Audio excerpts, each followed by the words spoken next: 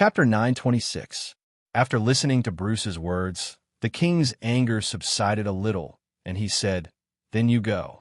Remember, if someone is causing trouble, it must not be simple. Find out who is behind this." "Yes, your subordinate understands." Bruce took the order and left.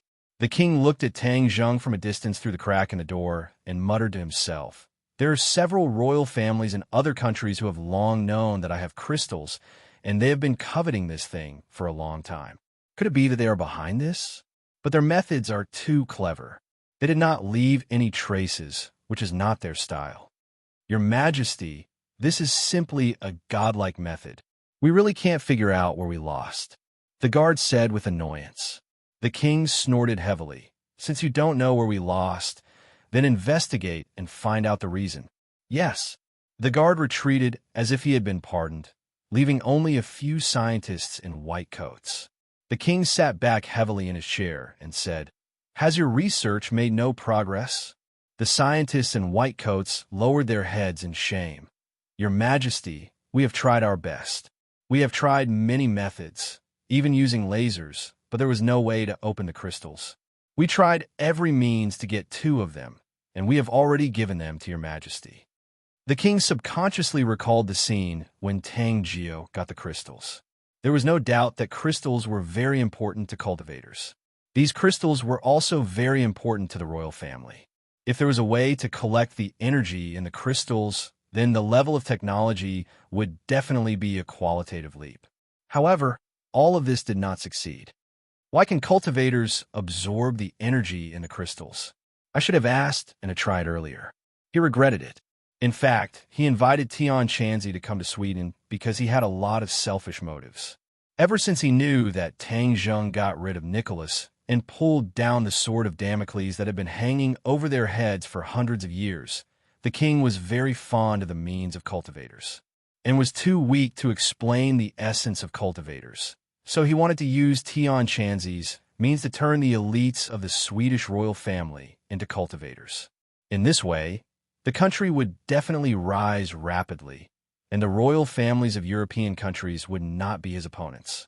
In the future, it would be easy to fight against the Rothschild family.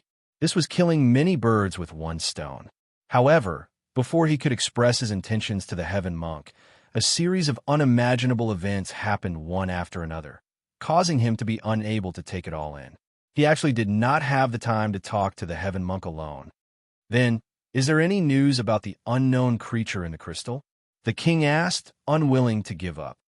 The white coats all shook their heads. "We've looked through all the literature, but we've never seen such a creature. This is an extraterrestrial creature. We don't have any relevant information." The king was getting angrier and angrier. He waved his hand to dismiss the crowd and summoned Bezer. Bezer walked over with large strides, the smell of iron and blood coming from his body. The king frowned and asked, "Do you have any leads on the mole?"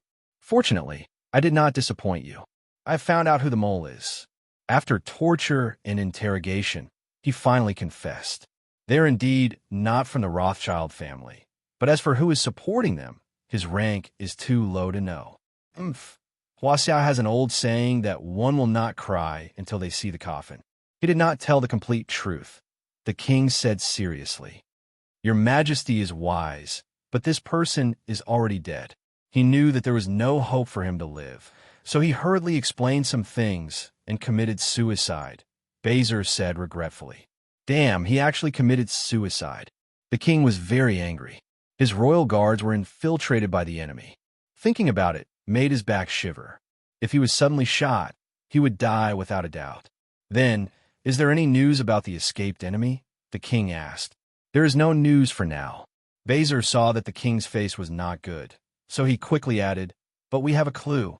The microbombs implanted in the brain are very rare, and there is only one seller on the international weapons black market. I have sent people to investigate, and there will be news soon." The king's face finally turned slightly better, and he urged, "Find a mastermind behind the scenes as soon as possible." Tang Zheng, Mu Hongyan, Bruce, and a driver drove to the destination. The streets on both sides of the road quickly passed by, and a weak wind blew. Suddenly, Tang Zheng's ears slightly trembled, and he shouted, "Hide!" Pung! He kicked open the car door, carried Mu Hongyan, and jumped out of the speeding car. Boom! With a loud bang, the car exploded and turned into a ball of flames. Tang Zheng tightly held Mu Hongyan and asked, "Sister Mu Hongyan, how are you?" "I'm fine." Mu Hongyan's heart tightened, and she was scared. If she did not have Tang Zheng with her today, she would not have been able to escape this disaster. Looking at the burning wreckage of the car, she could imagine what would have been waiting for her. On the other side, Bruce's face was bruised and swollen, and he struggled to get up from the ground. At the critical moment, he risked his life and finally jumped out of the car. He was ruthlessly thrown to the ground, and his old bones almost fell apart. But the driver was not so lucky, and he was buried in the explosion with the car. Tang Zheng was furious. This was a woman who wanted to kill him, and no matter who it was, he would not let them go. He raised his eyes and looked around, vigilant of the rockets or bullets that could fly at any time. However, after waiting for a long time, there was nothing, only the screams of passers-by, and the sound of sirens could be heard in the distance. Damn it, they are so smart, they ran away when they couldn't hit the target. Tang Zheng fiercely stamped his foot, and a large piece of the flagstone on the ground shattered. Bruce ran over in a panic and said, "What should we do now?" "Find a mastermind behind this, and let them pay a painful price." Tang Zheng clenched his fists and said while gnashing his teeth. Bruce's heart trembled. He had never seen Tang Zheng so angry, and he knew that things were going to be bad. Even Nicholas had fallen into his hands. Who was the one who didn't have eyes and actually dared to provoke him? Who has the best intelligence in Europe? Tang Zheng was a foreign monk, and he was ready to find the local snake to find out. There are many countries in Europe, and each country has its own intelligence system. We also have. Before he finished, he was rudely interrupted by Tang Zheng. "But your intelligence system is obviously useless. This kind of violent attack has happened in your country time and time again, and you have no clue at all." Facing Tang Zheng's accusation, Bruce was speechless. Looking at his eyes that were about to spit fire, Bruce hesitated and said, "Actually, the Rothschild family is the most well-informed." Alex's family? Yes, they have existed in Europe for centuries. Moreover, they have spanned across the entire continent. This is something that a single country cannot compare to. Their intelligence system was established a few centuries ago. Now, it has become an indescribably huge net. Even the slightest movement of grass in the wind cannot escape their eyes. Bruce said somewhat bitterly. As a member of the royal family, he had to admit that an outsider's intelligence system was more perfect than their country's. This was a slap to his own face. Tang Zheng secretly nodded. Bruce was right. It seemed that he had to meet the Rothschild family. "Let's go to Alex's castle." Tang Zheng pulled Mu Hongyan and turned around to leave. Bruce was extremely anxious and quickly caught up. "Young Master Tang, young Master Alex has a grudge against you. If you go and beg him, he may not agree." Tang Zheng smiled coldly. "Who said I'm going to beg him?" Bruce was suddenly startled and exclaimed, "Ah, you want to use force? That depends on whether he cooperates or not." Tang Zheng said meaningfully. Bruce pulled a long face and lamented in his heart. This is getting bigger and bigger. If the Rothschild family is really involved, then the royal family will be attacked from both sides. Just thinking about it makes him tremble with fear. Tang Zheng pulled Mu Hongyan and walked very quickly. Not long after, Bruce was left behind without a trace. The two arrived in front of the castle. The door was tightly shut. Mu Hongyan looked at the classical and magnificent castle and said, "If I had a castle like this, I would be satisfied." "I'll give you a ride," Tang Zheng said. "You don't have a castle?" Mu Hongyan laughed involuntarily. "I don't, but the Rockefeller family's property definitely has a castle." Mu Hongyan recalled the information she had read. It was indeed so. She excitedly nodded. "Good. But this castle is very good." "You like this castle? Then let's buy it. This belongs to Alex's family. His family doesn't lack money. Why would they sell it?" Mu Hongyan shook her head and said in disbelief. Seeing that she really liked this castle, Tang Zheng's heart moved. He domineeringly said, "My woman, even if she likes the stars in the sky, I will find a way to pluck them and give them to her. It's just a castle. What's impossible about it?" Mu Hongyan's eyes lit up. At this moment, she felt that no words of love in the world were better than these words. Although she was past the age of dreaming, these words inadvertently hit the softest part of her heart.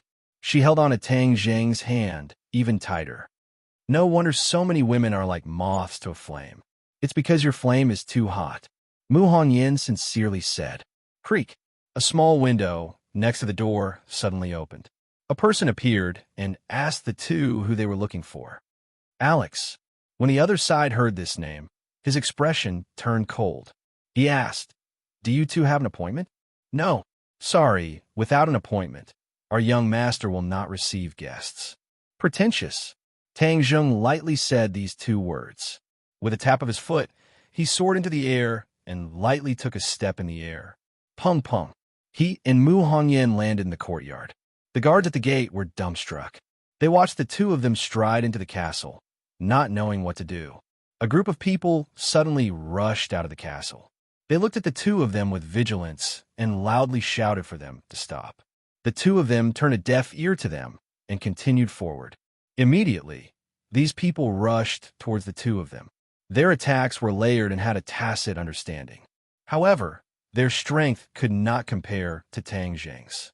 They were like ants trying to shake a big tree. They were all sent flying in all directions. The battle had ended before it even started. This scene was clearly seen by Alex, who was standing at the window on the second floor. Chapter 9:27. Alex had already inquired about the situation when Princess and was attacked yesterday. When he found out about Tang Zheng's heroic actions, he was still a little indignant, thinking that those mercenaries were too weak, so he took advantage of them. He wished that he was the one accompanying and at that time, so that the role of the hero saving the beauty would fall on his head. But at this moment, seeing Tang Zheng's skill, his heart couldn't help but beat wildly. This skill was almost on par with the Holy Knight at home. No, how can he be compared to the Holy Knight? He hurriedly shook his head, denying this absurd idea. But he didn't know that Tang Zheng had only displayed a portion of his strength to deal with his guards. Tang Zheng felt something and looked up, coincidentally meeting Alex's eyes. Alex subconsciously took a step back. This was because Tang Zheng's eyes were so sharp that even though they were separated by a window, they were still like a sharp sword. Let's go. Let's go up and meet Alex." Tang Zheng held Mu Hongyan's hand and walked in with large strides. Meeting Alex at the stairs, Alex didn't run away in a panic.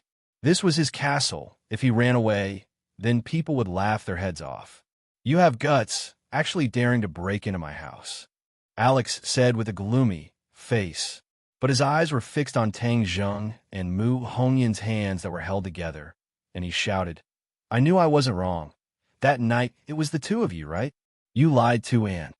Mu Hongyan heard this and wanted to withdraw her hand, but Tang Zheng held on tightly. Since Alex had already broken through once, then he wasn't afraid of a second time. "If you tell Anne, will she believe you?" Tang Zheng asked indifferently. "You?" Alex's white cheeks immediately swelled red. "You lied to her. One day, she will see through your true colors." "Do you really like him that much?" Tang Zheng asked. "Of course. I've liked her since I was a teenager. I swore that I would definitely pursue her. I've already defeated many opponents, but I didn't expect that you would appear out of nowhere." Alex felt wronged. "What if I tell you that I have no feelings for Anne at all?" Tang Zheng asked. These were his heartfelt words. He already had enough women by his side. Although Anne was outstanding and had a noble status, he really didn't have any improper thoughts about her. Otherwise, with his charm and methods, he would have conquered Princess Anne's body and mind. What? No idea? Alex looked as if he had seen a ghost. No one had ever said such a thing. From the elderly to the children, everyone admired Princess, and this person actually said that he didn't have any feelings for her. Was he a fool? He didn't believe it.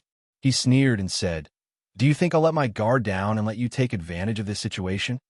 Tang Zheng was slightly stunned. He laughed involuntarily. "I don't care whether you believe it or not. I'm just stating my thoughts. I didn't come to Europe to fight with you for Anne. I'm not your enemy. But if you really treat me as an enemy, the one who will suffer in the end will definitely be you, not me. Haha, what a joke. This is Europe. Do you think it's that ancient and backward Huaxia? Alex laughed disdainfully. Tang Zheng shook his head. He turned to Mu Hongyan and said, "Some people are just stubborn. When I talk to him nicely, he thinks that I'm weak. Sigh, it's really troublesome." Looking at his playful appearance, Mu Hongyan couldn't help but laugh. She played along and asked, "Then what should we do?" That's why martial arts are very useful in many situations. Because it's more direct and doesn't need to waste time. After Tang Zheng finished speaking, he grabbed with his hand and used the sky swallowing technique. A powerful suction force gushed out from his palm. Alex screamed, "What are you doing?" Then, he was forced to fly towards Tang Zheng and was firmly caught by him. Although Alex was a member of the Rothschild family, he didn't practice any profound martial arts. He only knew some basic martial arts. How could he be compared to Tang Zheng? But he was quite knowledgeable. Looking at Tang Zheng's move, he was really shocked, because even a holy knight didn't have this kind of ability. Witchcraft. This is definitely witchcraft. He roared. Tang Zheng laughed. Who said it was witchcraft? If it's not witchcraft, then what is it? I think you're really a frog at the bottom of a well. I even suspect that you're a member of the Rothschild family. Louis of the Rockefeller family knows much more than you. Tang Zheng shook his head and sighed. Alex was stunned. He asked, "You know that despicable person, Louis?" "Oh, you also think he's a despicable person?" "Of course, he's the best at playing tricks. He's made me suffer quite a few times." Alex said bitterly, "With your methods, you'll only be at a disadvantage in front of him." Tang Zheng nodded in agreement. "What do you mean?" "No, how do you know Louis? Are you in cahoots with him? You should know that Louis is dead, right?" "Of course, I heard that he was killed by someone. It's really satisfying. If I meet this hero, I'll definitely thank him for his gentlemanly actions." Alex said, "Ha ha ha." Tang Zheng finally couldn't help but laugh. "What are you laughing at?" Alex was confused. "Don't laugh. Thank you for your praise. I can reluctantly accept the title of hero," Tang Zheng said enigmatically. Alex's eyes rolled a few times. He seemed to be thinking about the meaning of Tang Zheng's words. After a while, he reacted and looked at Tang Zheng in disbelief. "You're saying you killed Bruce?" Tang Zheng smiled and nodded. Alex was about to tell him to stop bragging, but seeing Tang Zheng's reaction, he swallowed his words back, because he was sure that the other party didn't seem to be bragging. Then his background was too big. He actually dared to kill Louis. "Who exactly are you?" Alex asked, still in shock. "A Huaxia person." "Nonsense. When did Huaxia people have such guts?" "That's Louis. You killed him. Would the Rockefeller family let you go?" Alex retorted with a look of disbelief. "Who said they let me go?" "Nicholas personally brought people to kill me," Tang Zheng calmly said. Alex's eyes almost popped out. His heart jumped to his throat. He took a deep breath and suppressed the shock in his heart. "Liar. Nicholas wants to kill you. How can you stand in front of me in one piece? You've already died, who knows how many times." Tang Zheng secretly sighed. Nicholas's name was indeed big in Europe. Even Alex was afraid of him. "Why don't you believe me when I tell you the truth?" "How can I believe your lies? I'm not a fool," Alex said with a look of self-confidence.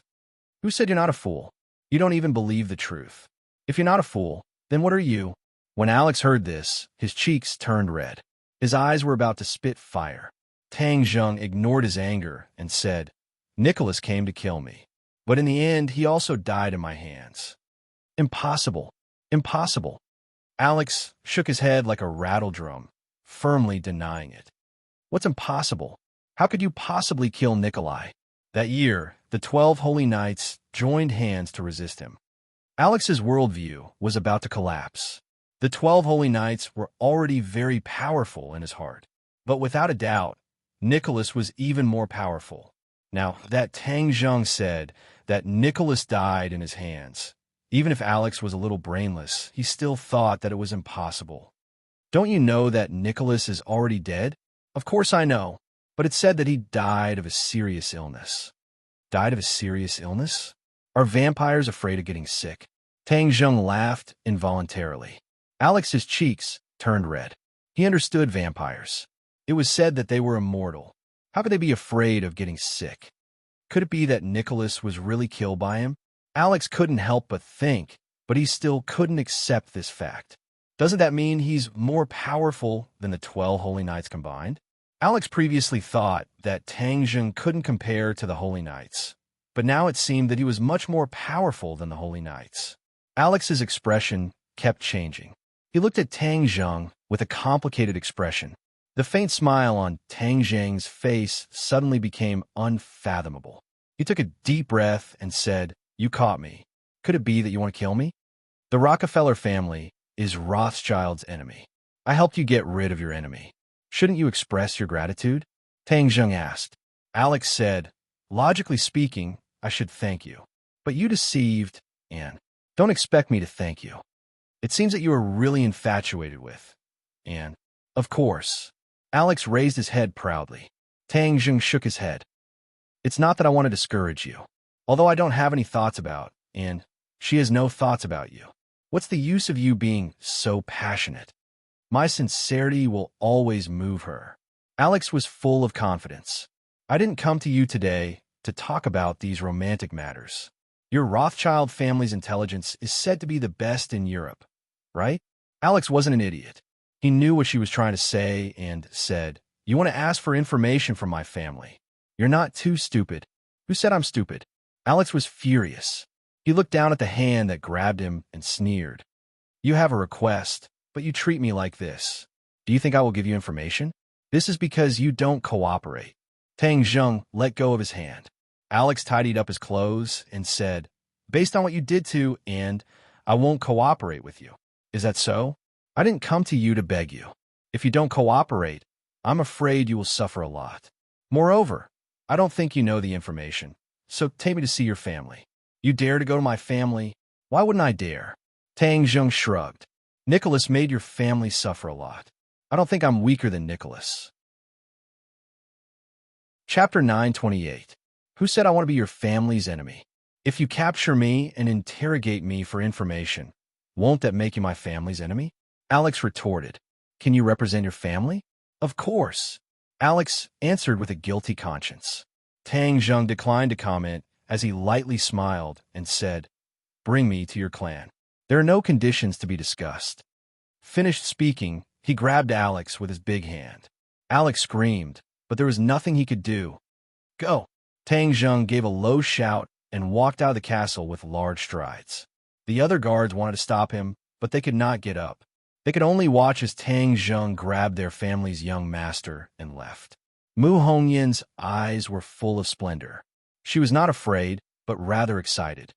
"Young Master Tang, please show mercy."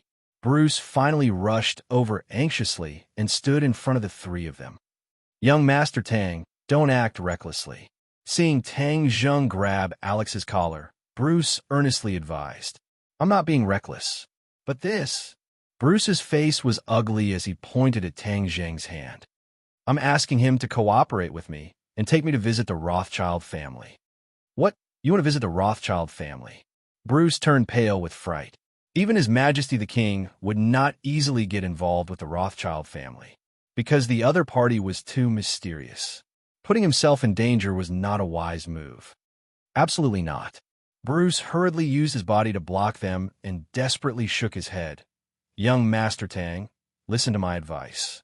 The Rothschild family is not an ordinary place. You absolutely cannot put yourself in danger." Tang Zheng was anxious to know the real culprit behind the scenes and said firmly, "I won't go. Do you have a way to get them to tell me the information?" I don't have that much power, but His Majesty can coordinate," Bruce said. Tang Zheng laughed secretly. His Majesty was already in a terrible fix because of the disappearance of the crystals.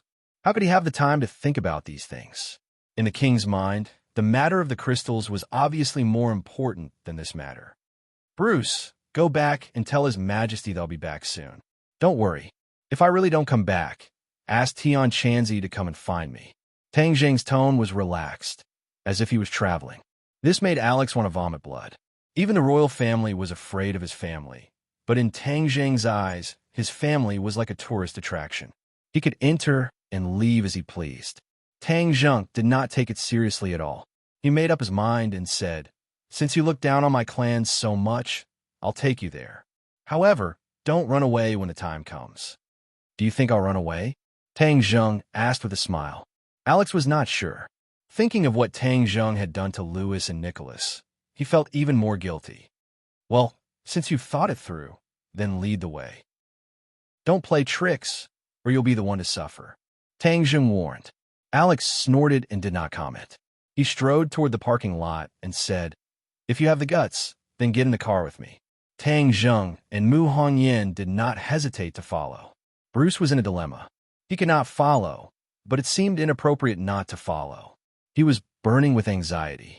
He angrily stomped his foot, turned around, and walked away. He said to himself, "I must report to His Majesty immediately. Young Master Tang is too reckless. If he really has a conflict with the Rothschild family, it will be terrible." Alex drove, and the group of people rushed to their destination. The Rothschild family was not in Sweden. They had to cross the country's border and go north. After 2 days of unimpeded driving, they entered another small country. This small country was just a small dot on the map. It might not even be as big as a prefecture-level city in Huaxia. It was full of green, making people feel relaxed and happy. "My family is about to arrive. It's not too late to back out now," Alex said bitterly. In these 2 days, they had only taken a short rest. The rest of the time, Alex was driving.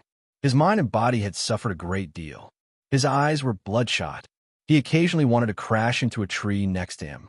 He wanted to destroy the car and perish together with the other party. "Concentrate on driving. You don't need to worry about anything else," Tang Zheng said lightly. This kind of long journey was a piece of cake for him. Even Mu Hongyan did not feel tired. She had tasted the taste of cultivation for the first time. Along the way, she was carefully comprehending the mysteries of cultivation. A majestic castle gradually appeared, and only when it was close enough did they get a full view of it. Compared to the previous castle, it was like the difference between an eagle and a chick. This castle was too magnificent. Although it could not be compared with the imperial city in Huaxia, it was definitely second to none in Europe. It was the largest and most magnificent castle. Just by looking at it from afar, a sense of grandeur and the vicissitudes of history hit them in the face. Mu Hongyan's eyes widened in surprise. The Rothschild family's heritage is really extraordinary. Alex raised his head high. His bloodshot eyes were full of pride. Suddenly, Tang Zheng felt danger lurking on both sides of the road. He remained calm and said without even looking, "Your family has so many people lying in ambush on both sides of the road. What's the use?" Alex's eyelids twitched. Tang Zheng did not even look, but he actually found the people lurking in the dark. He was too amazing. In the face of Tang Zheng's ridicule, Alex immediately retorted, "Nonsense. Whether it's nonsense or not, you'll see in a moment." As soon as he finished speaking, a white horse rushed out of the castle. This seemed to be a signal. Following closely behind, 11 white horses rushed out like a wisp of smoke. These 12 horses had pure white hair without a trace of impurities. They were like the champions of a horse beauty contest. The 12 people on the horses were all wearing thick armor and helmets with a metallic luster on their heads. Their faces could not be seen clearly, but without exception, they all had imposing appearances. Screech! The car suddenly braked, leaving a long tire mark on the ground. Alex almost hit his head on the steering wheel. His eyes were round as he stared at the 12 horsemen coming towards him as if he had seen a ghost. The corner of his mouth twitched fiercely and said, "The 12 holy knights are all out." Ever since the defeat of the Rockefeller family, the 12 holy knights had disappeared. Even if there was a real threat, there had never been a situation where the 12 holy knights were all out. This time, the 12 holy knights were all out. How could Alex not be shocked? He subconsciously turned his head to look at Tang Zheng. His lips opened and closed, but not a single word came out. Alex understood very well that since the family had sent out the 12 holy knights, it naturally meant that they already knew that Tang Zheng had the corresponding strength. In other words, what Tang Zheng said was true. Louis and Nicholas had died at his hands. Tang Zheng stared fixedly at the 12 holy knights, and said with interest, "Your family is smarter than you. They didn't send 1 or 2 holy knights to deal with me. Instead, they sent out all of them." Tang Zheng opened the door and got out, standing in front of the car. Mu Hongyan also wanted to get out, but she was stopped by Tang Zheng with a wave of his hand. "You just watch from the car. No one can cross this line and hurt you." Mu Hongyan's eyes were full of spirit. The corner of her mouth hooked up into a faint smile as she stayed in the car as she was told. She took the lead, with the others half a step behind. The 12 holy knights stopped at the same time, as if they had been trained countless times. Tang Zheng stood steadily in the same place, raising his head to look at the 12 holy knights. "I know your intentions. You definitely want to fight, so I won't say much. Let's talk after the fight." Tang Zheng seemed to be deep in thought. Since the Rothschild family didn't come out and let the 12 holy knights come out together, it was naturally to further test his strength. Tang Zheng held War Soul in his hand and walked toward the other party step by step. He strolled leisurely, as if this wasn't a battlefield but a park. The holy knight in the lead raised his sword. The wide and thick, heavy sword shone coldly under the sunlight. Even under the scorching sun, it made people feel a soul-stirring, murderous aura. The heavy sword, the armor, and the fierce horse formed a strange scenery under the sunlight. The holy knight in the lead raised the heavy sword in his hand and aimed it at Tang Zheng. With a shake of the reins, he charged forward as fast as lightning. At the same time, the other holy knights also charged together. Their heavy swords were all aimed at Tang Zheng. Tang Zheng suddenly accelerated, like a gust of wind. This time he chose to meet force with force. Puff, puff, puff. The 12 holy knights arrived one after another, layer upon layer, and slashed at Tang Zheng, who was on the ground. However, Tang Zheng disappeared. They looked up in shock and found that he had actually flown above their heads and slashed down with War Soul. Swoosh, swoosh, swoosh. 12 rays of sword light fell from the sky, as if the sunlight was split apart by these 12 rays of sword light. Bang, bang, bang. 12 crisp sounds rang out. All the heavy swords were hit by these rays of sword light. 12 cracks appeared, then turned into 24, 36, and finally, there were more and more. Pa, pa, pa. The 12 holy knights shattered into pieces one after another. The holy knight looked at the heavy sword in his hand dumbfoundedly. He was so shocked that his eyeballs almost popped out from behind his helmet. With just one move, victory and defeat were decided. They never thought that someone could achieve this kind of power. They looked at the thin figure in shock and the sword in his hand that was suffused with light. Their heroic spirit could not help but disappear. Tang Zheng was also surprised at his own fighting strength. Yuanying realm was indeed extraordinary. An endless stream of true qi filled his body and mind, and then merged into War Soul. It was also the heaven-flying immortal sword technique, but its power was much higher than before. His fighting spirit was high. His eyes lit up, and he was ready to completely destroy the opponent's arrogance in one go. Thus, he floated in the air and raised War Soul once again. Suddenly, a strange yet familiar thought entered his mind. His arm subconsciously waved, and War Soul fell. Mighty, completely different sword, Qi, slashed down with an earth-shattering force. Tai Chi Yin Yang sword technique. The Tai Chi Yin Yang sword technique that he had completely forgotten suddenly appeared out of thin air. Chapter 929. Tang Zheng had only learned 2 moves of the Tai Chi Yin Yang sword technique, and this time, he was using the first move. Although he was shocked, the War Soul sword had already slashed down. Pung, pung, pung. With a series of explosions, the 12 holy knights fell from their horses and fell to the ground. Their heavy armor was scattered and turned into pieces. They revealed their true appearance. Except for the leader, who was an old man, the others were all young men. Tang Zheng was stunned. Except for the old man, the other holy knights were definitely not the ones who had attacked the Rockefeller family. Perhaps they were their descendants. These people climbed up from the ground in a sorry state and looked at Tang Zheng with a pale face.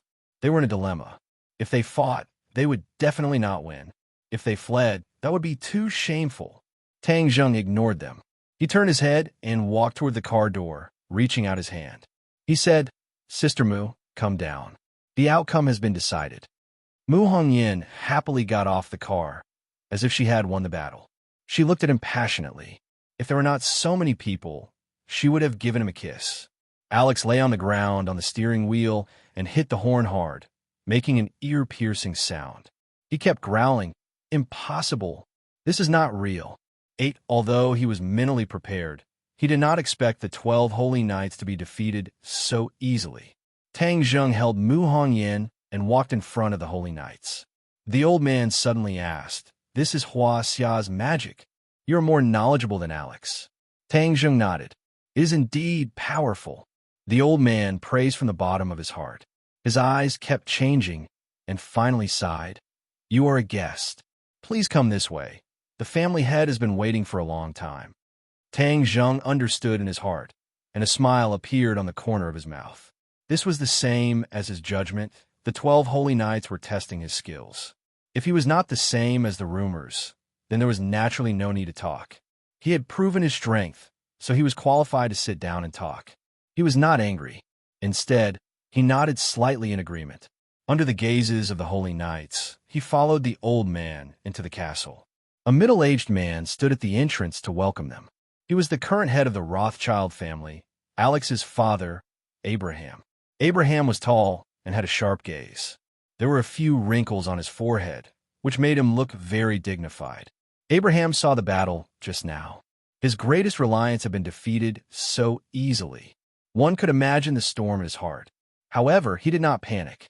According to the information he received, the other party was not an enemy. They were here for information. Moreover, the King of Sweden's personal call had dispelled a lot of the hostility in his heart, but it was also reasonable to test Tang Zheng's strength. Of course, he knew Tang Zheng better than many people and knew that the Rockefeller family had actually fallen into his hands. Of course, he would not repeat the mistakes of the Rockefeller family.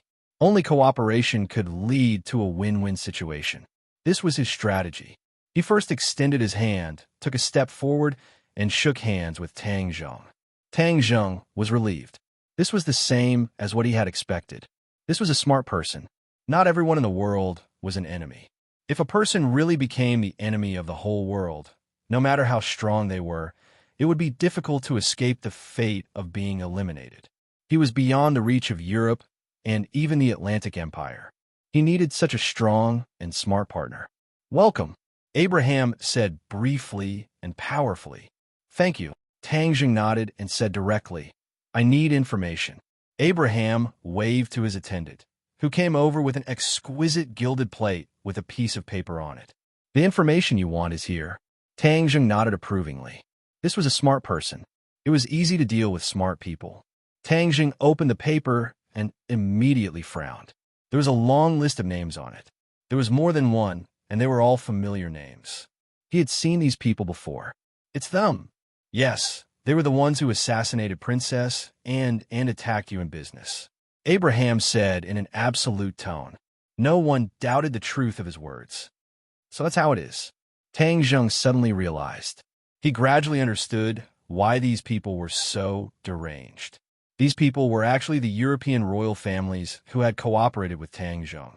At that time, when they heard the news of Tang Zheng's death, they abandoned the spirit of the contract and tore up the cooperation contract. Now that he had overthrown the Rockefeller family and was coming in strong, they wanted to cut him off and frame the Rothschild family.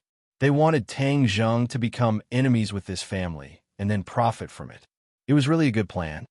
They even led the flames of war to my family. Naturally, I will not stay out of it, Abraham said calmly, but the anger hidden in his words was very strong. Then what are you going to do? Let them know what the Rothschild family relied on to stand for hundreds of years on this continent. Abraham said confidently. Then what am I going to do? Please wait and see. This is a greeting gift for a distinguished guest who has come from afar. This greeting gift is not light. Then I will wait and see. Tang Zheng did not decline pretentiously. From now on, I will protect your interests on this continent. Absolutely no one will dare to touch it. Abraham continued to express his attitude. Tang Zheng's eyes slightly narrowed. The conditions provided by Abraham were so good that it was beyond his expectations. "What are your conditions?" Tang Zheng asked. "There are no conditions because the Rothschild family wants to be true friends with you," Abraham said sincerely. Alex caught up and just happened to hear this sentence. His mouth was wide open as he looked in disbelief at his father's humble attitude. "I like to make friends the most. I have always been good to my friends. My enemies don't like this very much," Tang Zheng said. Abraham said firmly, "The Rothschild family will never be your enemy, and we will take our leave." Abraham still wanted to urge him to stay, but in the end he resisted. If he wanted to further communicate with Tang Zheng and even become true friends, his next move was the key. Only by making Tang Zheng satisfied could their friendship be maintained. "I will send you off." "No need." Tang Zheng threw the war soul sword into the air, and the war soul sword floated steadily in the air. He held Mu Hongyan's hand and leaped onto the sword. So, war soul turned into a sword light and disappeared without a trace. This kind of ghostly method caused the minds of the people present to go blank. After a long while, they finally retracted their gazes from the direction where war soul disappeared. Alex was originally questioning him, but he could not say a single word. His head hung low, as if it was about to fall into the dust. The 12 paladins were even more dejected and sighed. They had always boasted of being strong, but now they realized how weak they were. Abraham became even more determined in his thoughts and muttered to himself, "The ancestors of the family once warned us that we must never set foot in the mysterious Eastern Huaxia. After so many years, many people have long forgotten this admonition." Rockefeller practiced this admonition and finally made many people remember this iron law again. In ancient times, Huaxia was worthy of being called the center of the world. All countries worshipped it, but in the past few hundred years, the country's strength had become weaker and weaker. It was even bullied by the powers, making people forget that it was a dragon that had been sleeping. Abraham knew that the dragon was finally about to wake up. The iron law of the ancestors was indeed correct. If they cooperated with this dragon, the Rothschild family would be able to reach a higher level. If they were to become enemies, they would definitely be destroyed. The Rockefeller family was the best proof. "Alex, from now on, you are not allowed to pursue Princess Anne." Abraham's gaze turned, and he gave his son an unquestionable order. Alex raised his head and asked indignantly, "Why?" Tang Zheng has already made it clear that he is not interested in Anne, but Anne is interested in him. "Can I pursue my own happiness?" Alex was furious. "Your happiness is not with Anne. Besides, after so many years, can't you recognize reality?" Alex was speechless. Abraham ignored his son's grievances and said to the head of the paladins, "Action." The old man nodded and understood tacitly. Tang Zheng returned to the Swedish palace and suffered a lot of complaints from Princess Anne. Fortunately, His Majesty the King summoned him, and he was able to escape from Anne's nagging. His Majesty the King and Tang Zheng had a secret discussion for a long time. When he heard the reaction of the Rothschild family, he was shocked. This old family finally put down their pride and took the initiative to show goodwill to Tang Zheng. This showed the importance of Tang Zheng. He couldn't help but feel a little moved. If Anne really came together with him, wouldn't it be a good thing? If the Rothschild family had this opportunity, they would definitely not let it go. Why should he let it go? Many of the marriages of the royal family members were for benefits. Although His Majesty the King felt sorry for her, and, since this was her wish, why not share the benefits with his daughter's happiness? It was a blessing to have the best of both worlds. Moreover, the mastermind behind the scenes this time was actually the royal family of those countries, which made him feel even more pressure. These countries had secretly formed an alliance. If he didn't firmly hold onto the big tree of Tang Zheng, then his future days would definitely be difficult. Of course, he also blamed the disappearance of the crystal on the heads of these royal families, and his hostility towards them increased greatly. Immediately, the way he looked at Tang Zheng gradually became thought-provoking. Tang Zheng didn't notice the king's strange behavior. When he returned to his room and chased after him and stared at him with wide eyes, she said angrily, "Do you know that you were wrong this time?" Tang Zheng didn't think much of it. "What did I do wrong? You didn't care about your own safety and put yourself in danger. If this isn't wrong, then what is?" And stared at him stubbornly. "I don't think there will be any danger. What if there is? That's the Rothschild family, an existence that all the royal families in Europe are very afraid of. Aren't I fine now? Umph. All in all, this time I was worried to death. I'm very angry." And pouted, no different from a young girl in love. Chapter 9:30. Liking a person is a happy thing, but if the falling flower is in love with the heartless brook, then it will be torturous. In these few days, Anne understood her own feelings and confirmed that she liked Tang Zheng. Especially when she heard that he was in danger, she wanted to fly over to help him. She pleaded with her father many times, and His Majesty was forced to call Abraham many times. Now that she finally saw him come back safe and sound, she had mixed feelings. She pouted and looked at him with hidden bitterness. "I was so worried about you. You didn't even coax me and went to see my father." And complained, although Tang Zheng was not interested in her. But she was a princess and cared about him so much. If he treated her coldly, it would be unreasonable. "Thank you, and..." Anne's eyes suddenly lit up like a light and said, "Then how do you want to thank me? How do you want to thank me?" Tang Zheng blinked his eyes with a headache. "Can't you tell that I am just being polite? How can you take advantage of me like this?" And raised her head. "My father doesn't want me to go to Huaxia. You go and persuade him." "I want to go back to Huaxia." "Why do you want to go back? You don't want to go to school again?" "I don't care," and acted spoiled like a little girl in love.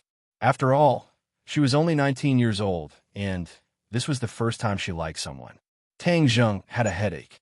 She wanted to create an opportunity to get along with him. Wasn't this leading her astray? His Majesty has his own considerations. It is not good for me to interfere. Didn't you say that you want to thank me? You don't keep your promise at all. Tang Zheng did not know whether to laugh or cry and explained, "This is your family's matter. It is not good for me to interfere. It is hard to leave your homeland. It is better for you to stay in your own country. I don't want to do it. I have already stayed here for 19 years. I want to go to the outside world and explore it. However, if you stay here, I will not leave." And slyly said, "I will not stay. Then I won't stay," and was extremely stubborn. The two of them stared at each other, unwilling to give in. "In any case, this is my only request. Since you promised me, then you must fulfill it. Otherwise, I will hate you for the rest of my life." Is it that exaggerated? Of course, women hold grudges, and I'm one of them. You're a princess. Shouldn't you be elegant and tolerant? "This is the real me now," and said stubbornly. 2 days later, an explosive piece of news spread. The kings on the list had all changed hands and were forced to abdicate their thrones. This caused the world's politics to tremble like an earthquake. Everyone was stunned, not knowing what had happened.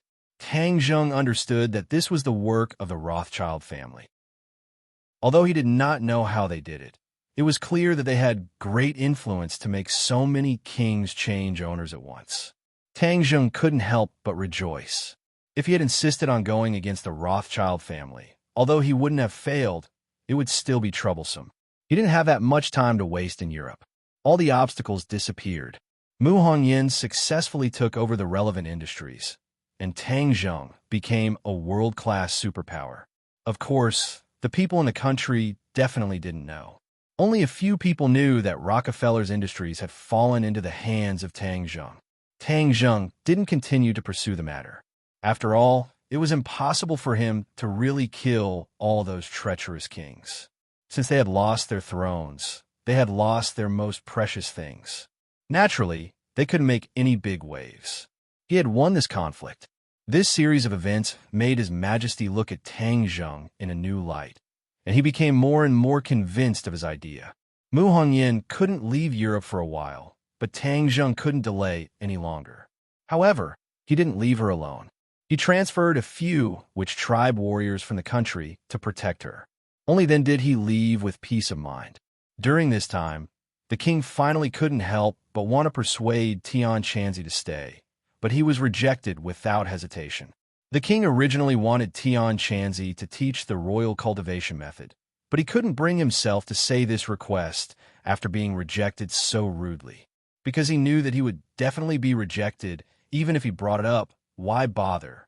Seeing that the two of them were about to leave, the connection with them would definitely weaken.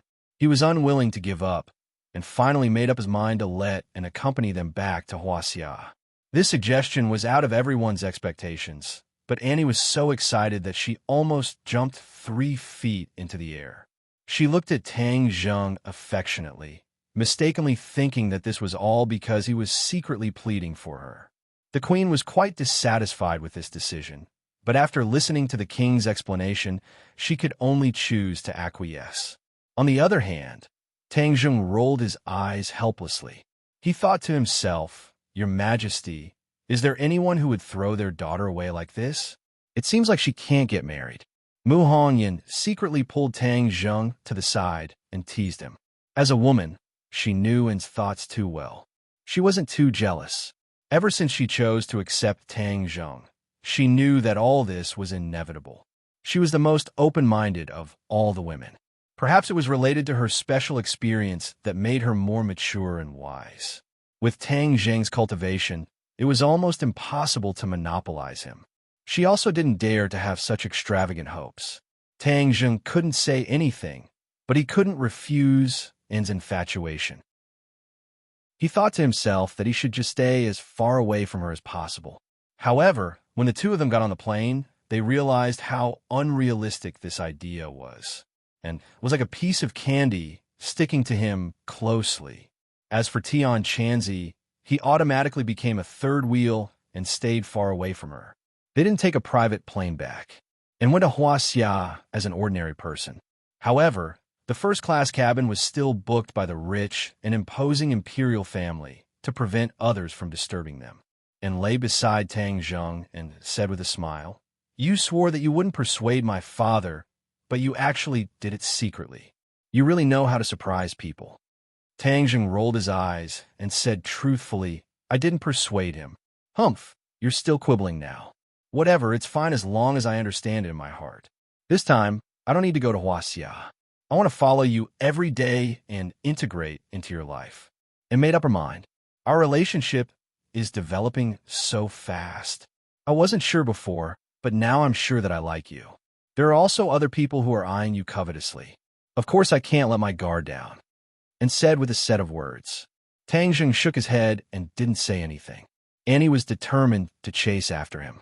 This was something that would make many men elated, but he felt a great deal of pressure.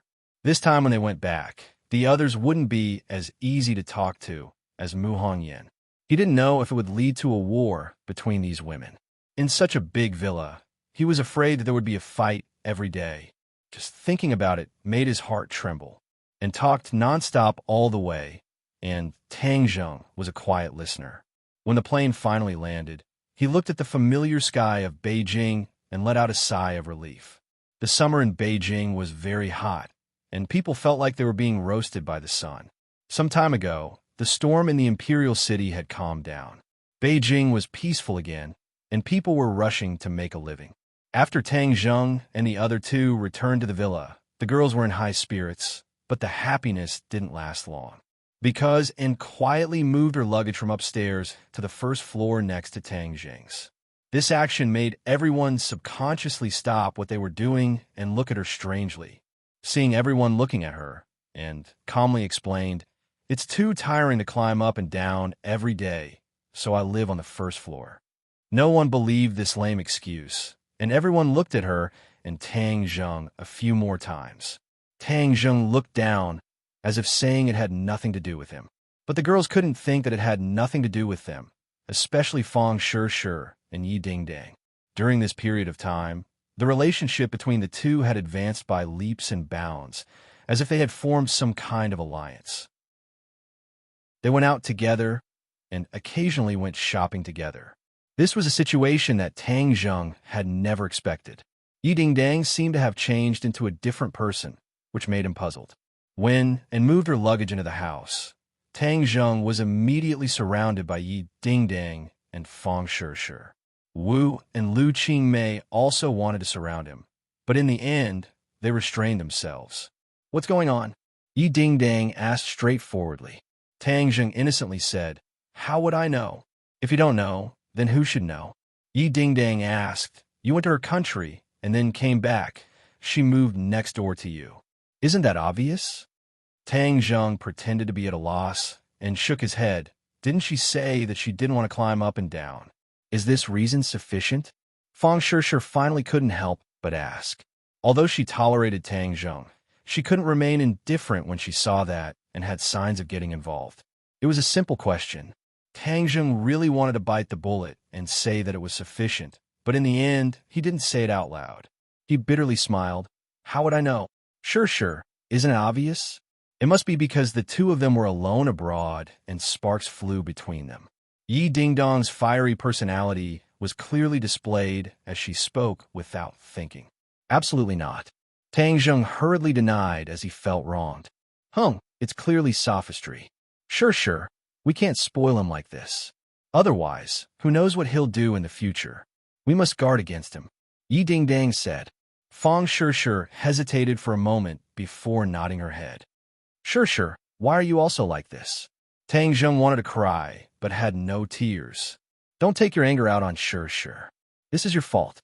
Seeing Tang Zheng being besieged again and again, Lan Yu couldn't bear to watch any longer and said, "Maybe there's a misunderstanding. He's had a hard time, so let him rest first." Seeing Lan Yu say this, the two didn't pursue the matter any further. After all, they had to give their future mother-in-law face. Lan Yu kindly looked at Tang Zheng and said, "Little Zheng, you go rest first." Tang Zheng gratefully looked at her and hurriedly slipped back into his room and tidied up and came out, but she didn't see Tang Zheng's figure. She was about to knock on the door when Yi Dingdang rushed to stop her and asked, "Just what is your relationship with him?" and smiled and said, "I like him, so I want to pursue him." "What? You want to pursue him?"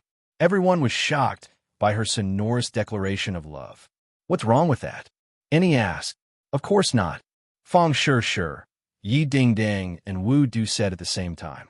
Lu Qingmei also said the same thing in her heart. Chapter 9:31. The few of them glared at Annie and asked, "Have you asked for our opinion if you want to pursue him? We're his girlfriends." "Can't I pursue him if he has a girlfriend?" "Of course I have to fight for my own happiness." And retorted, "You." Yi Dingdang wanted to call her shameless, but she didn't say it out loud. After a while, she said, "You have no part in it," and was confident and smiled sweetly. "That might not be the case. Don't think that we won't do anything to you just because you're a princess." Yi Dingdang said angrily, "I've never thought of using my identity as a princess to pursue him. I'm just an ordinary girl who likes him." Yi Dingdang was about to flip out when she was stopped by Fang Shirshir. If it was anyone else, they definitely wouldn't be able to stop Yi Dingdang, but for some reason, she could listen to Fang Shirshir. Fang Shirshir slowly shook her head. "There's no need. Tang Zheng isn't someone who can be pursued by just anyone." In fact, she understood Tang Zheng the best. Even though she was a bit angry before, once she calmed down and saw Tang Zheng's reaction, she gradually understood. Annie's actions were to cut off the head and pick on the hot head, but Tang Zheng was clearly rejecting her, so at this time, she was being overbearing. She had a plan. If Tang Zheng knew what she was thinking, he would definitely give her a thumbs up. What a smart girl. Since Fang Shirshir said so, the others didn't do anything to stop it. Tang Zheng spent the next few days in torment. Being sandwiched between too many women wasn't a happy thing. If he wasn't careful, he would lose sight of one and offend another. He would be scolded. He had been deliberately avoiding and was like Sherlock Holmes. No matter where Tang Zheng hid, she could always find him. Fortunately, the Yin family and Qin Patian often came to visit him, giving him an excuse to send and away. Many things had happened in the capital while he was away. The imperial city was still under tight lockdown. This once world-class tourist attraction had become a restricted military zone. Even the Yin family spies were unable to enter. However, it was speculated that the authorities had not given up yet. They wanted to dig 3 feet into the ground to find the 5-clawed golden dragon. When Tang Zheng heard this, he shook his head and smiled indifferently. Let them do their useless work. However, there was another piece of news that Tang Zheng did not expect. The Ye family had actually received strong support from the government and was developing vigorously throughout the country. Yin Patian sighed and said that this was the opportunity that Yi Xuanji had been looking forward to. The other party would definitely seize this opportunity firmly. Tang Zheng shrugged his shoulders as he did not mind. The Yi family allied with the government, so what could they do? Society had undergone a huge change. Without the support of a true expert, the rise of a family was like a castle in the air. It could easily collapse. However, Yin Patian was a little serious. He said that he still had to pay more attention to the Ye family, as Yi Xuanji was not an ordinary person. Tang Zheng laughed it off. Yin Patian and Qin Batian asked about the gains of Tang Zheng's trip to Europe. Tang Zheng gave a simple introduction, and the two of them were completely shocked. The way they looked at Tang Zheng was extremely complicated. This was an achievement that many people could not even dream of, but it was completed by Tang Zheng with just a raise of his hand. Only now did they understand why Tang Zheng did not put the Yi family in his eyes at all. The difference in vision between the two sides was like heaven and earth. Tang Zheng repeatedly warned them not to tell anyone, and they all understood tacitly. On this day, the weather was clear. The arrival of a group of people broke the silence of the villa. This group of people had different styles, and there were old, young, and young people. Tang Zheng stood at the door to welcome them. His gaze was complicated, especially when it landed on one of them, Wu Junshan, his biological father. Wu Junshan also looked at him, filled with mixed feelings. Tang Zheng nodded slightly, which could be considered as a greeting, and then shifted his gaze to the others. The Witch Clan elder brought a few elites from a clan. This time, he had asked the Witch Clan elder to come here with a mission, because with and here, he could not rashly take out the spar and let everyone absorb the energy to cultivate.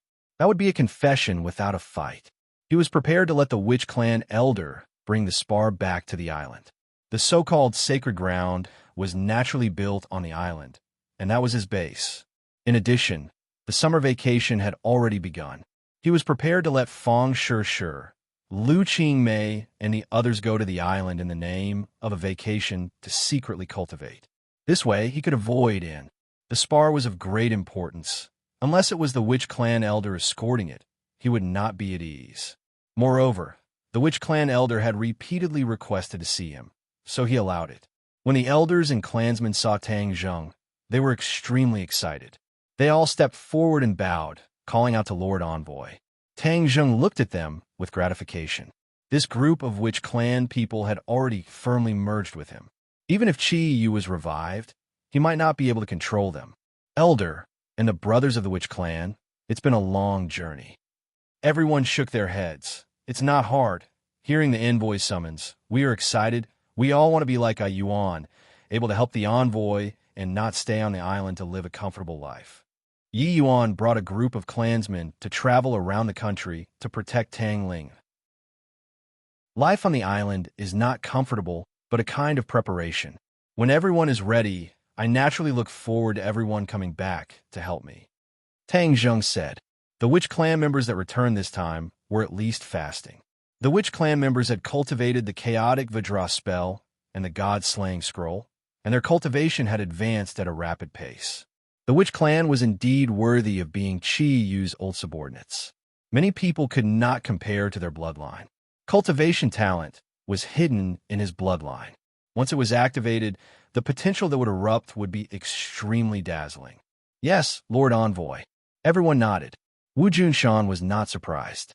He could see the admiration and respect that the Witch Clan members had for Tang Zheng from the bottom of their hearts during his daily life on the island. Tang Zheng's words were like an imperial edict.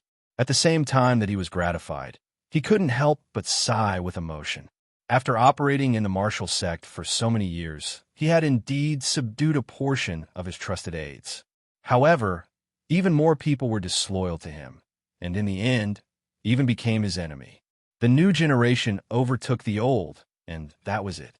The witch clan members did not all live in the villa. Instead, they were arranged to live in some of the surrounding buildings. That was their residence. The villa had been attacked a few times, making Tang Zheng more and more aware of the importance of safety. This was his home, and he had to protect it in all aspects.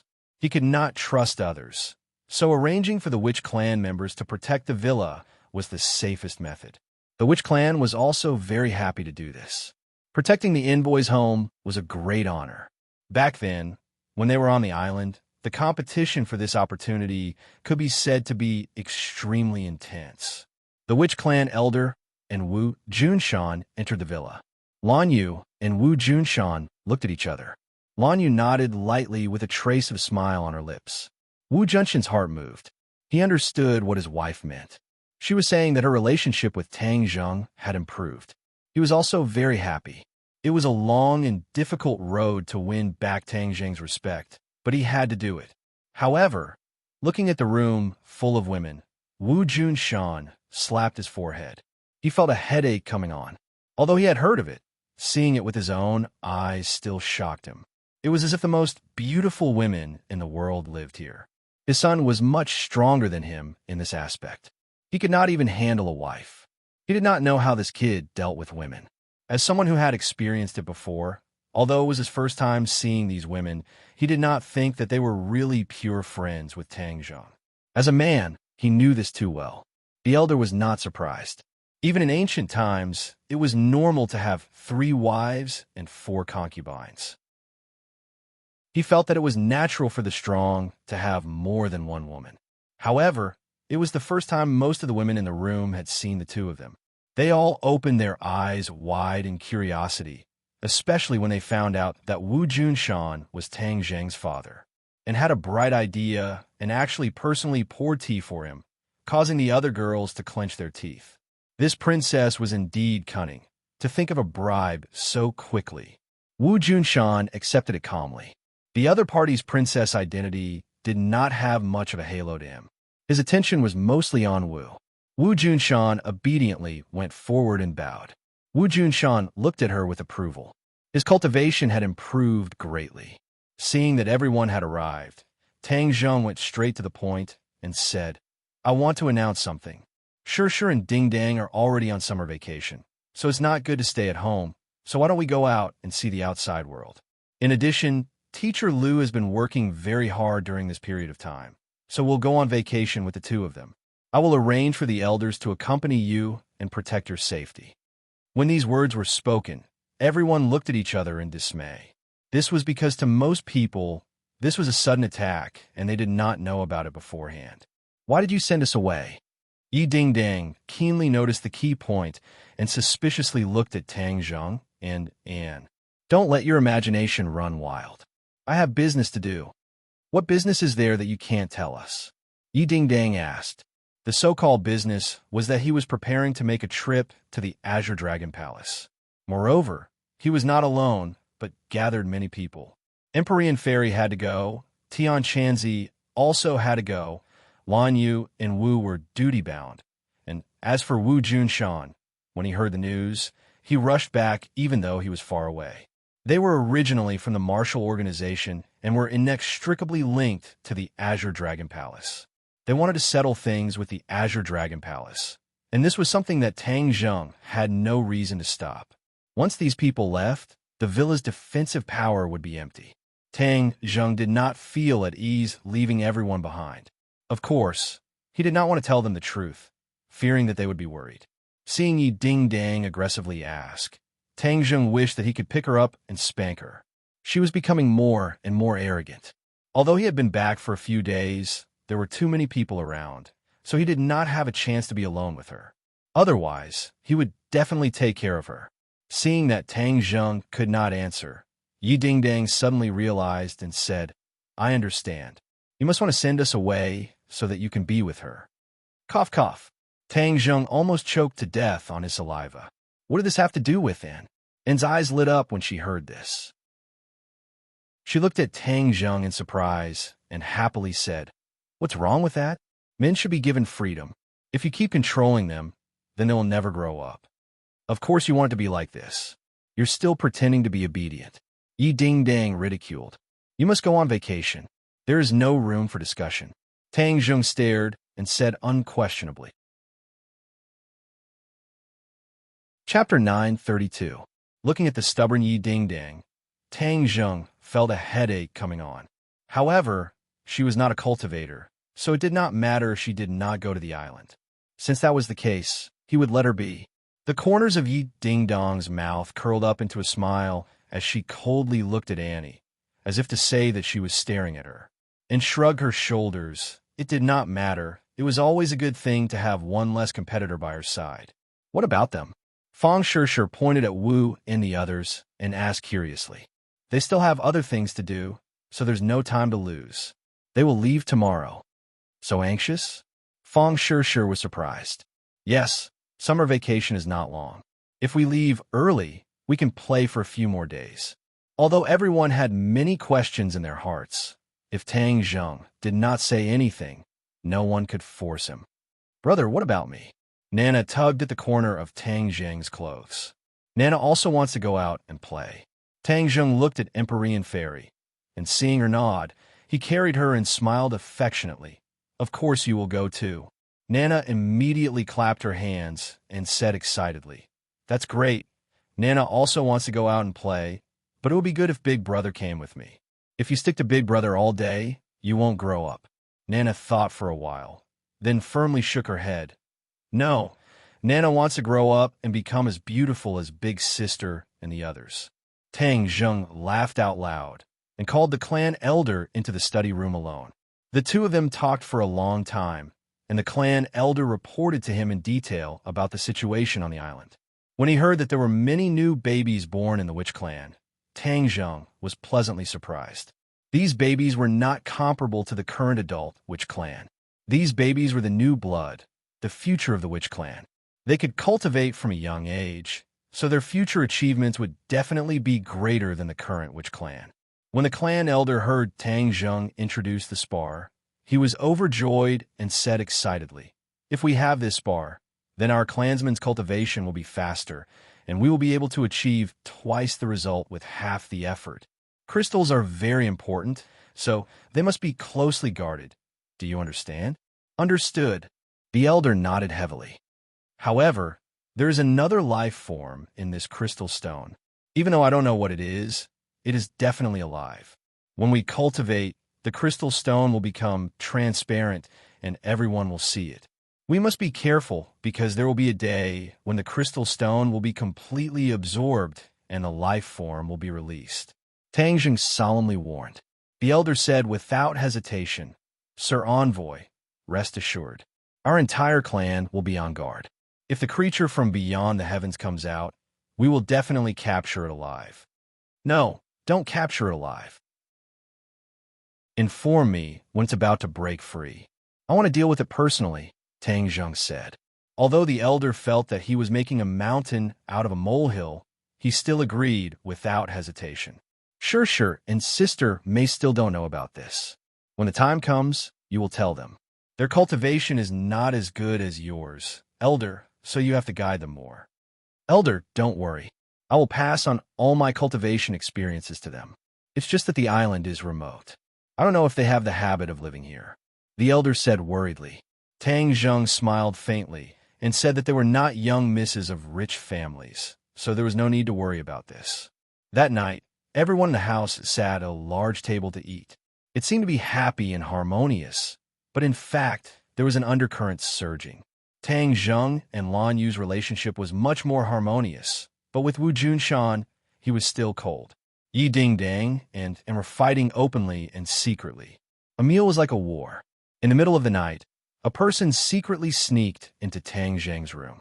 It was actually the reserved Fang Shishir. She was about to leave, so she finally put aside her shyness and cherished this rare moment with Tang Zheng. The two fought to their heart's content for most of the night before falling asleep. And, who was next door, did not sleep for most of the night.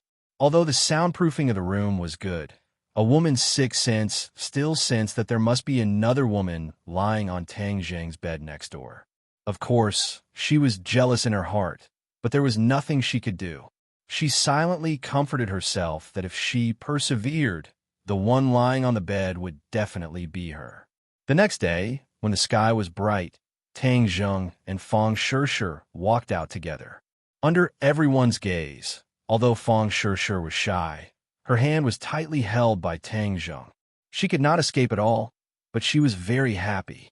This was the two of them openly showing their love, which was a treatment that no one else had ever received. The other women's eyes were burning, wishing that they could replace Fang Shishir. The witch clan elder took a look and left with the crystal stone. The crystal stone was taken out from Sumera World. The witch clan elder did not have a heaven-level magic treasure storage bag, so he could only quietly put the crystal stone on a truck and drive it to the sea. He had already arranged for a ship to bring the crystal stone to the island. When everyone reluctantly left, Tang Zheng and the others were also ready to leave. At this time, and knew that Tang Zheng did not want to stay behind to accompany her, but also wanted to leave. She wanted to chase after him, but was rejected by Tang Zheng without hesitation. Yi Dingdang was immediately overjoyed, so Tang Zheng did not want to be together with Anne. She had wronged him.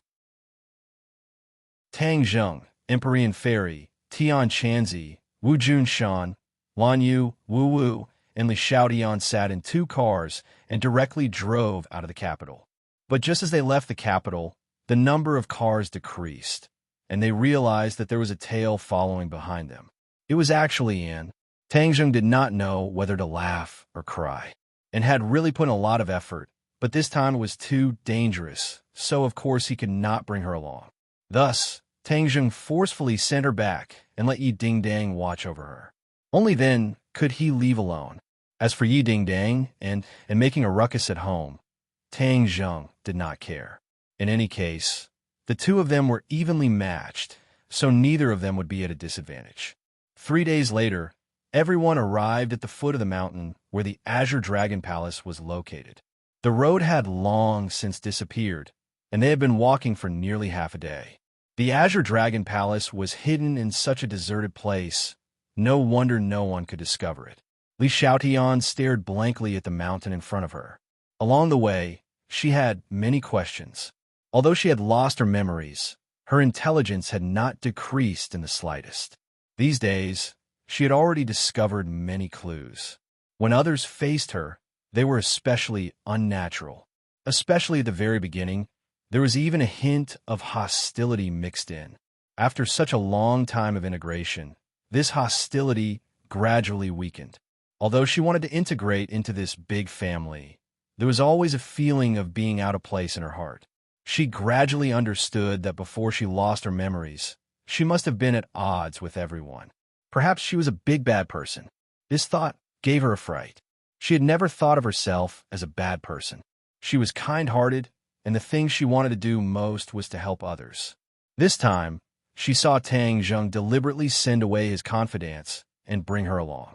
How could she not be surprised? She guessed that this might have something to do with her identity. What was her identity? She had silently asked herself many times, but there was no answer. She hoped to find the answer, but she was also somewhat afraid. If unfortunately, she guessed correctly, she was a bad person, then what should she do?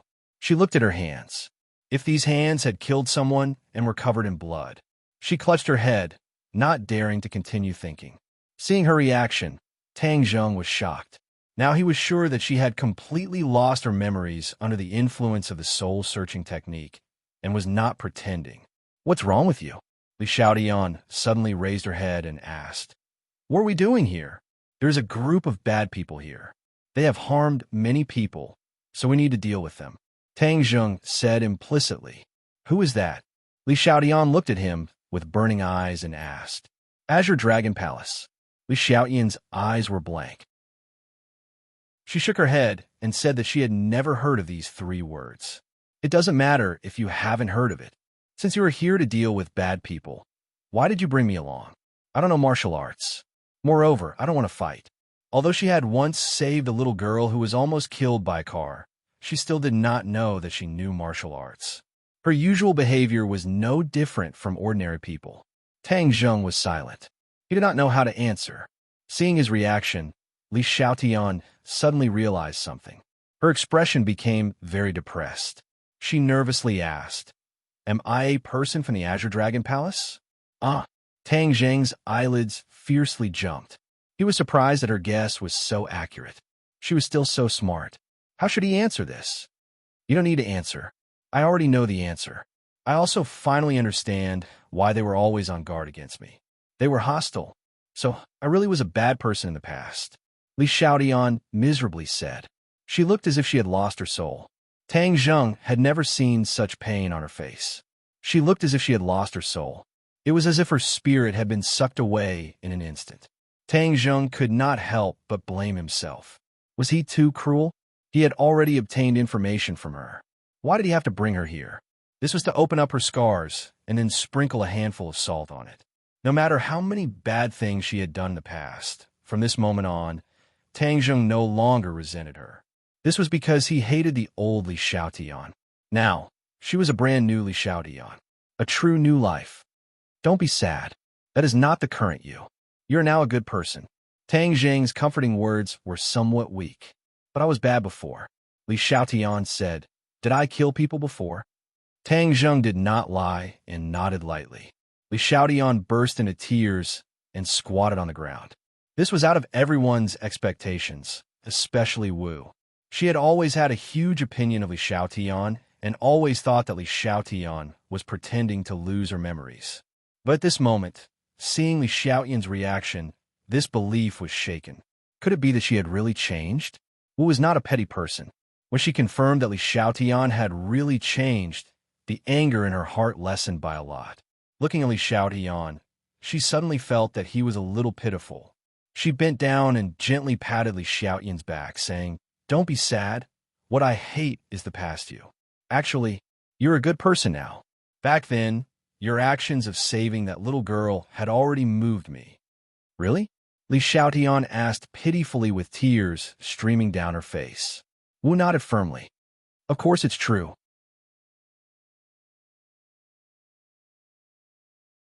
He hadn't even seen Tang Zheng's photo before. However, his attention was quickly attracted by Li Xiaotian, and his pupils suddenly shrank.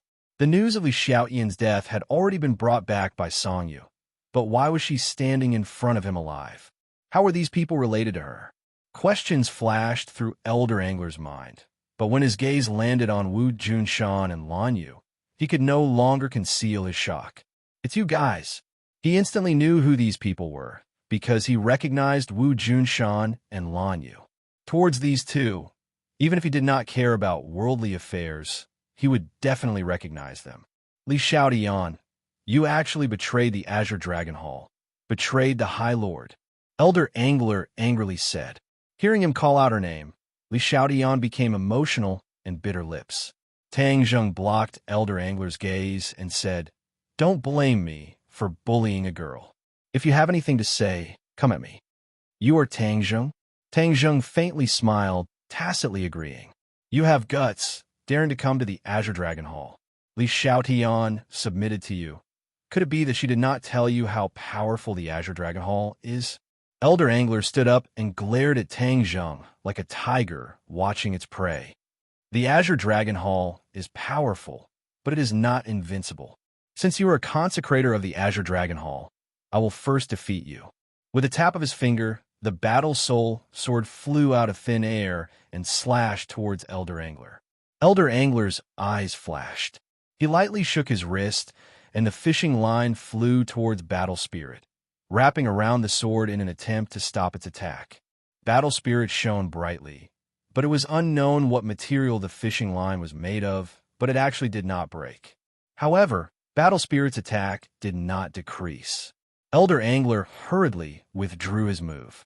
The fishing line loosened, and like a snake, it turned around and shot towards Tang Zheng like a dart.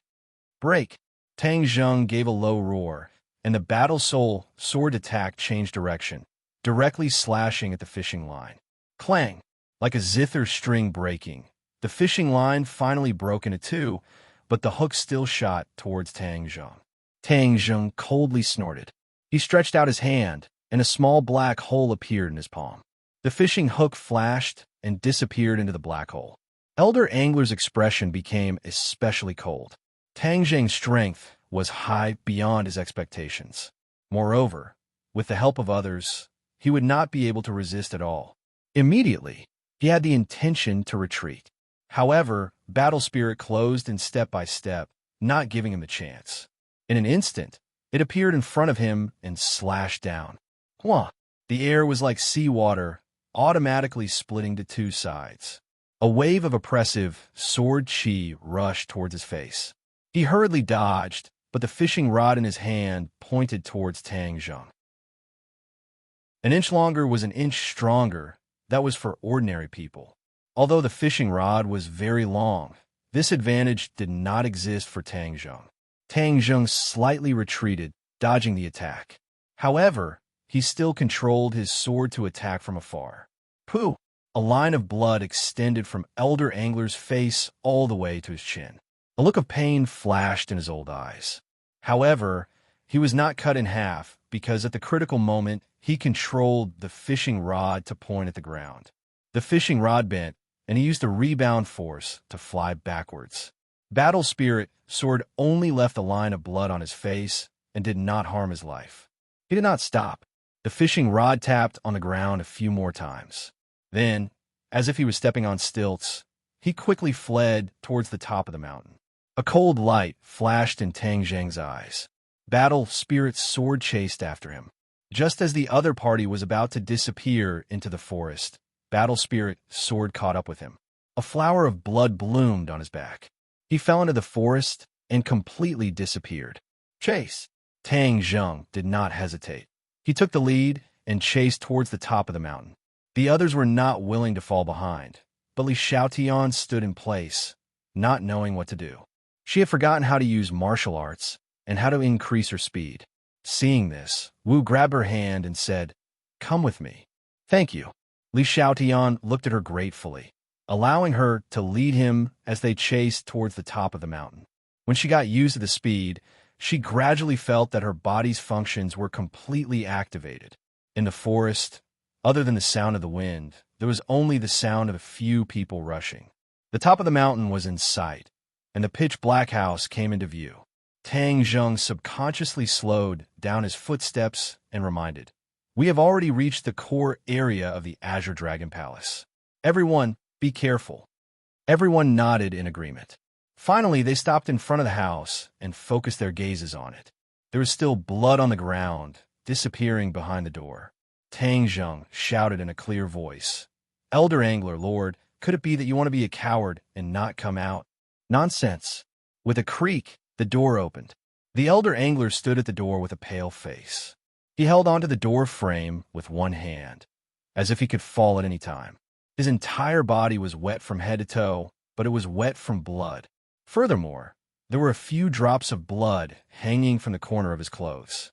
The Elder Angler said weakly, "Tang Zheng, you are courting death. Don't think that just because you defeated me, you will defeat the Azure Dragon Palace. Since you dare to say such words, then show me your methods. I will wait and see." Tang Zheng said indifferently, "Blood guillotine attack." The Elder Angler clenched his teeth and suddenly shouted at the top of his lungs, So. More than 10 blood guillotine flew out from the Black House and swept over everyone's heads. Tang Zheng, Empyrean Fairy, and Tian Chanzi had already seen the power of the blood guillotine in the 100,000 Great Mountains. They did not completely let down their guard, but they also did not treat it as if they were facing a great enemy. However, the blood guillotine was used in conjunction with a formation. At this moment, the other party was in a hurry to meet the enemy, and the formation was not completed. Tang Zheng took advantage of the situation to rise up, and with familiar ease, he controlled Battle Soul to meet a blood guillotine, directly chopping it to the ground. Tian Chanzi pointed his finger, and a sharp sword chi also struck a blood guillotine. As for Empyrean Fairy, she did not even look at it.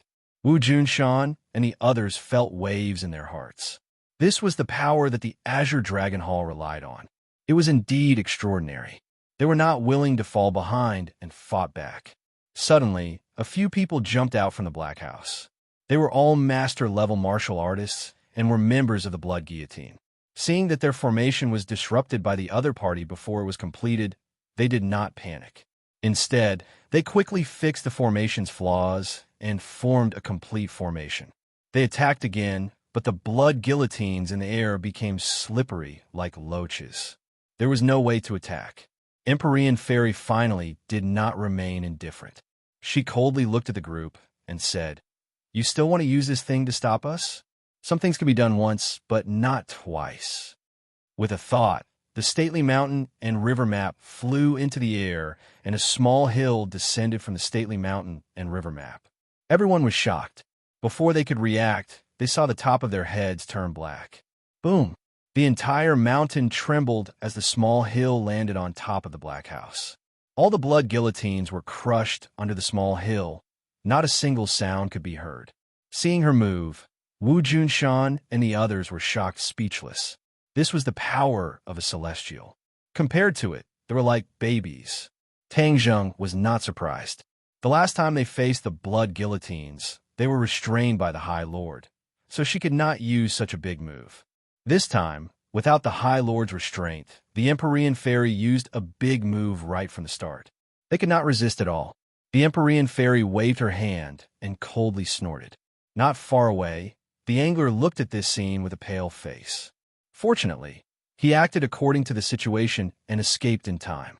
Otherwise, he would have been crushed by the small hill. Chapter 9:34. The heavens and earth were silent, as if even the wind had sensed the danger and took a detour. Suddenly, the hill began to shake. Everyone's expression changed as they subconsciously cried out. The Empyrean Fairy's eyes narrowed as she looked at this scene suspiciously. Boom! With a loud explosion, the hill exploded, turning into large rocks that flew in all directions. Everyone was hit by the rocks and hurriedly used their cultivation to block them. When the rocks dissipated, they discovered that there was a person standing in the ruins. High Lord. He was wearing a mask, and his cold gaze swept over everyone as he said, "You actually found this place." This was the first time that Wu Junshan and Lan Yu had seen a High Lord. Their expressions kept changing. This High Lord had deceived everyone and secretly controlled the martial sect. This was a great humiliation to Wu Junshan. That was why he took the initiative to come and settle this matter. At this moment, looking at the High Lord, he wanted nothing more than to charge forward and fight to the death. "High Lord, it's Li Xiaotian who betrayed us," Elder Angler hurriedly explained. "So she didn't die, but betrayed us." The High Lord's gaze turned and stabbed Li Xiaotian's chest like a sharp knife. Immediately, she felt a strong sense of suffocation and her face became pale, but she gritted her teeth and held on. She righteously said, "I didn't betray you, I just turned from the dark to the light. You are a bad person, and I am a good person." Good person? The High Lord ruminated on these two words and looked at her as if he didn't recognize her. He said, "You still want to be a good person?" "Of course." Li Xiaotian proudly raised her neck. The High Lord stared at her and suddenly said in a shocking voice, "You are not Li Xiaotian." He understood the original Li Xiaotian very well. That was a woman who would do anything to achieve her goals. How could she say that she wanted to be a good person? She should be the one who said that good people don't live long. Li Xiaotian didn't back down. Instead, he said directly, "Of course I'm not the Li Xiaotian you knew. That Li Xiaotian is already dead. This is my new life." "Freshman?" The High Lord repeated this absurd word. "Tang Zheng, how did you do it? She was actually brainwashed by you just like that?" The corners of Tang Zheng's mouth curled up into a smile. It wasn't easy to shock a High Lord like this. People tend to be kind. This is the law of nature and also the most basic human nature. She is a kind person deep down in her heart. It's only because you guys instilled too many wrong ideas that she went astray and became what she was in the past. Now, she has already left behind her past and is a brand new self. Tang Zheng said tirelessly. The Great Lord snorted in disdain. "No matter how you did it, since she's already standing on the opposite side of me, I won't let her leave alive." "Do you think you have a right to say that? I found your Azure Dragon Hall's lair. I won't let you leave alive." Tang Zheng retorted. You won last time, but it doesn't mean that you'll win this time. The Great Lord's voice was powerful and full of confidence. Then we'll know once we try. The Empyrean fairy spoke first. She was still brooding over the loss last time. This time, she wanted to give the Great Lord a fatal blow. The Empyrean fairy cast a spell. The mountain river map flew directly above the Great Lord's head. A powerful aura spread out from the mountain river map. The Great Lord's expression was normal. His fingers flipped and quickly formed hand seal. At the same time, he slowly opened his mouth and spat out a syllable. Hum. This syllable sounded in the world, stirring up the world and reverberating in people's hearts.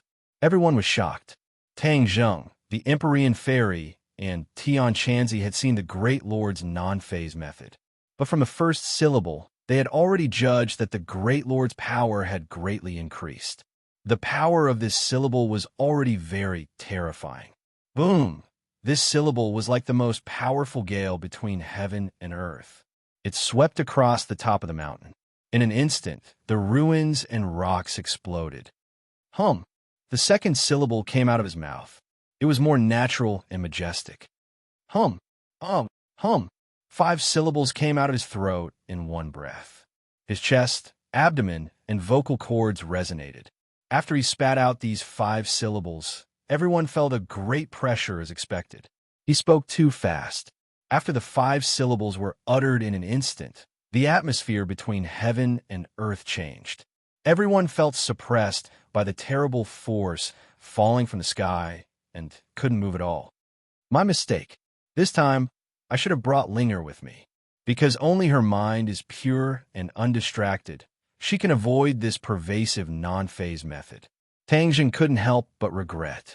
As soon as the 5 syllables came out, everyone seemed to have fallen into glue. Their movements became very slow, and the air seemed to have become incomparably sticky. Tang Zheng secretly felt bad. When he was about to fight back, he heard the Empyrean fairy shout, "Break!" The mountain river map shone brightly. Black things spewed out from the mountain river map. A monstrous flood washed down, as if it was going to directly break the Great Lord into pieces. At this time, the Great Lord opened his mouth again. A word penetrated layers of obstacles between his chest and abdomen and burst out from his throat. Hum! He had completely mastered the 6 words of the non-phase method. As soon as the 6th syllable came out, the atmosphere between heaven and earth changed dramatically, and the flood from the sky stopped. Time and space froze at this moment. Everyone had turned into puppets. However, the Great Lord's eyes fluctuated very fiercely. Obviously, this 6th word was something that he had just cultivated and was not proficient in. Moreover, using the non-phase method and spitting out the 6 words of the proverb consumed a lot of energy and mind. When he spat out the 6 words of the proverb, he must be undistracted. Therefore, when he restricted the opponent, he was also restricted and had no power to protect himself. However, the non-phase method attacked indiscriminately. As long as it was within the range of the 6 words of the proverb, as long as anyone had murderous intent, it would be difficult to escape and could not break through. In particular, he had spat out the 6th word. The power was even more incomparable. It was much more powerful than when he was in the 100,000 mountains. When Tang Zheng and the others heard the 6th voice, they immediately knew that the situation was not good. They looked at the monstrous flood suspended above the Great Lord's head. It was as if it was frozen, motionless. This scene almost caused them to collapse, but they had no other choice. They could only watch all of this happen because they couldn't even move a finger. Tang Zheng crazily operated his power, trying to break through this imprisonment, but he found that the non-phase method was really strange. The more anxious he was, the heavier his murderous intent, and the more he felt that there was a powerful force around him that was shrinking and squeezing his body, as if it wanted to crush him. This was the power of the non-phase method breaking through to the 6th level. The first 5 levels corresponded to the 5 syllables. Although it could affect people's actions, it had no real lethality and had to rely on external objects to attack. The flying guillotine came into being and made up for this flaw. But when a non-phase method broke through to the 6th level, the sixth syllable could be completely spoken, and the non-phase method was achieved. This was not only to imprison others, but also to attack the other party. The attacked person would feel that there was an increasingly large and terrifying force squeezing their body from all directions. When the body finally could not resist this force, they would die. Even without the flying guillotine, it could still kill people in a flash. The Empyrean fairy's face became pale, and she bitterly said, "The non-phase method is so powerful. I miscalculated." Wu Junshan and Lan Yu looked at each other and firmly said, "Even if we die, we must escape. We must not let him catch us all in one fell swoop. Little Zheng cannot have any accident." The two desperately operated their power, trying to offset this force, but it was completely futile. It was like a rope around their neck. The more they struggled, the tighter it became. In the end, they could not escape the fate of being strangled. Elder Angler was ecstatic to see this scene. Of course, he was clear about the power of the non-phase method. However, he did not expect that the Great Lord would come out of seclusion and actually reach such a level. He had truly cultivated the non-phase method. Who told you to be arrogant? With the Great Lord here, no one can overthrow the Azure Dragon Hall. Elder Angler happily said. Tang Zheng unwillingly opened his eyes wide. He originally thought that with so many people, there would be a way to break the situation. Moreover, he had summed up the experience with the Empyrean Fairy in advance and discussed countermeasures. In the end, they determined that although they relied on Ling to break the situation last time, that was the first time they faced the non-phase method. This time, even if there was no Ling they would absolutely not repeat the same mistake and let the Great Lord succeed. Because as long as they struck first, there would be a glimmer of hope. However, they never thought that the Great Lord would actually completely cultivate the non-phase method. When the 6 words were used, the power was much greater than expected. For a while, they fell into the same predicament twice, and it was even more dangerous. The power created by the 6 words was absolutely not easy for them to break. So what should they do? The pressure on his body was getting bigger and bigger, as if his body was being squeezed by the power from all directions. Suddenly, Tang Zheng felt that there was movement around him. A person gently lifted his foot and took a step forward. What the hell? Tang Zheng ran past 10,000 alpacas in the play, but he could not move and could not see clearly what was happening around him. Who was this person who took a step forward? One must know that this was within the attack range of the non-phase method. Even the Empyrean Fairy, a master in the deity stage, could not escape, let alone other people. Could it be that this voice came from another supermaster? No, Tang Zheng subconsciously denied. Listening to this voice, it seemed that this person had been standing beside them, indicating that they were together. He silently counted one by one, but could not think of anyone who could have this ability. Chapter 9:35. Finally, Tang Zheng saw the person who came out. Li Xiaotian. The others also saw her, and it was incredible. How could she be safe and sound? Wasn't she full of murderous intent before? Tang Zheng thought quickly and suddenly realized. Li Xiaotian lost her memory and was reborn. The murderous intent in her heart disappeared, and she became as pure and kind as a baby. This was the same as Ling so she could not be affected by the non-phase method. Li Xiaotian looked at herself in surprise, and then looked at the others. She did not know why she could move freely and was not affected. The others looked at her in shock, especially the Lord and the dangling fisher. They knew her very well. In any case, she might have this ability.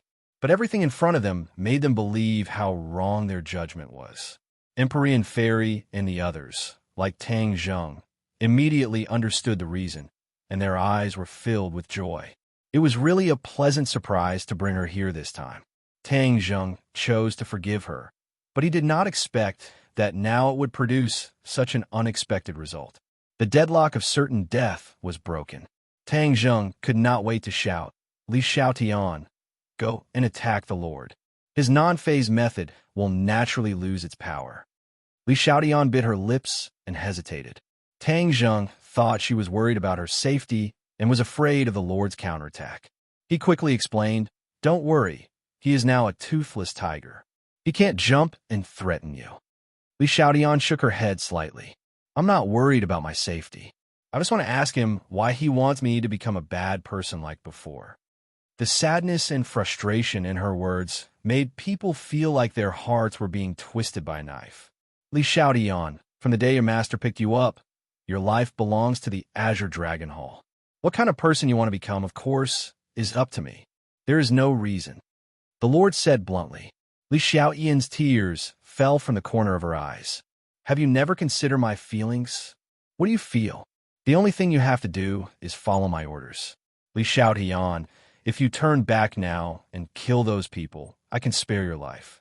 Otherwise, your fate will be the same as theirs. You will die without a burial ground." The Great Lord's tone was still unyielding. "No." Li Xiaotian suddenly let out a heart-wrenching roar. "You have no right to decide my life. That's not the life I want." The Great Lord's eyes became very sharp as he stared at her. Suddenly, he had an idea and said, "You lost your memory, right?" Tang Jing's head trembled. The High Lord was indeed very powerful. He had actually seen through the clues. Li Xiaotian coldly said, "I have lost my memories. That memory was the darkest moment of my life. To be able to remove it from my mind is my greatest fortune." "I see. I finally understand. Tang Jing, you really have a good method. You actually used this kind of method to make her betray me." Tang Jing coldly snorted and said, "A just cause enjoys abundant support, while an unjust cause finds little support. Everyone has a scale in their heart. Let them go. Otherwise, I won't be polite." Li Xiaotian threatened. "Do you have the guts to deal with me?" The Great Lord's aura was very strong. He could see an intense fear and timidity in Li Xiaotian's eyes. This was no longer the decisive, killing her from before. "Li Xiaotian, don't be afraid of him. He's just bluffing. He can't hurt you." Tang Jing hurriedly reminded her. He was deeply afraid that she would be scared by the other. "I'm not afraid of him." Li Xiaotian shook her head. The fear in her eyes gradually disappeared. Instead, it became very firm. She walked step by step towards the Great Lord. A trace of panic flashed in the depths of the Great Lord's eyes. He bluffed and said, "Stop. Do you want to die? I've already died once. How could I be afraid of death?" Li Xiaotian looked very indifferent. She finally walked in front of the Great Lord. The Great Lord could not hide his panic. He watched as she stretched out 2 fingers and poked his eyes. This action did not have the slightest murderous intent. It was as if she was taking a stroll. It was exactly this action that did not trigger the slightest attack from the non-phase method. Li Xiaotian did not use martial arts. But if those 2 delicate fingers were inserted into the Great Lord's eyes, his pair of eyes would certainly be difficult to protect. Finally, the Great Lord could not stand it anymore. He shouted, "I'll kill you." In order to save his life, he had to give up the non-phase method. In an instant, everyone regained their ability to move. The Great Lord attacked Li Xiaotian, intending to kill her directly. "Stop!" Tang Jing had already expected the Great Lord's reaction. As soon as he regained his freedom, the shooting sun arrow flew out like lightning. The Great Lord's hand was about to hit Li Xiaotian's head when the shooting sun arrow arrived in front of his face. If he insisted on killing Li Xiaotian, then he would also die without a doubt. The Great Lord's eyes flashed with a strong unwillingness. He had no choice but to retreat. The shooting sun arrow flew past his cheek. Boom! The shooting sun arrow shot into the distant mountain rocks, and the rocks were torn apart. At the same time, Tang Jing came to Li Xiaotian's side. He took her in his arms and flew back. The Great Lord roared, "Tang Jing, I'll kill you." Tang Jing sneered. "Let's see who will kill who. Wu, you protect her." Letting go of Li Xiaotian, he turned around and rushed toward the Great Lord. In an instant, the 2 people fought. The sky darkened, sand and stones flew, and it was abnormally terrifying. Tang Jing was a first-grade Yuanian cultivator, but after the Great Lord went into seclusion this time, not only did he recuperate from his injuries, his cultivation had also increased greatly, and he had already reached the 9th grade martial king. Amongst the warriors in the past 100 years, there was no doubt that he was the one with the highest cultivation. Compared to him, Tang Zheng was also much weaker. It was just that the Great Lord's non-phase method was forced to be helpless and could not be used, so his fighting strength was greatly reduced. Furthermore, Tang Zheng had the War Soul Sword, Heaven-Shocking Bow, and Shooting Sun Arrow, so his fighting strength naturally increased greatly. For a moment, the two of them were unable to determine the victor. However, this was only a matter of time, because Tang Zheng was not a match for the Great Lord in the end. The Great Lord finally found a flaw and struck Tang Zheng. Tang Zheng flew backwards and spat out blood. He immediately stood up and wiped the blood from the corner of his mouth. The Great Lord took advantage of the situation and attacked again. "I've played enough."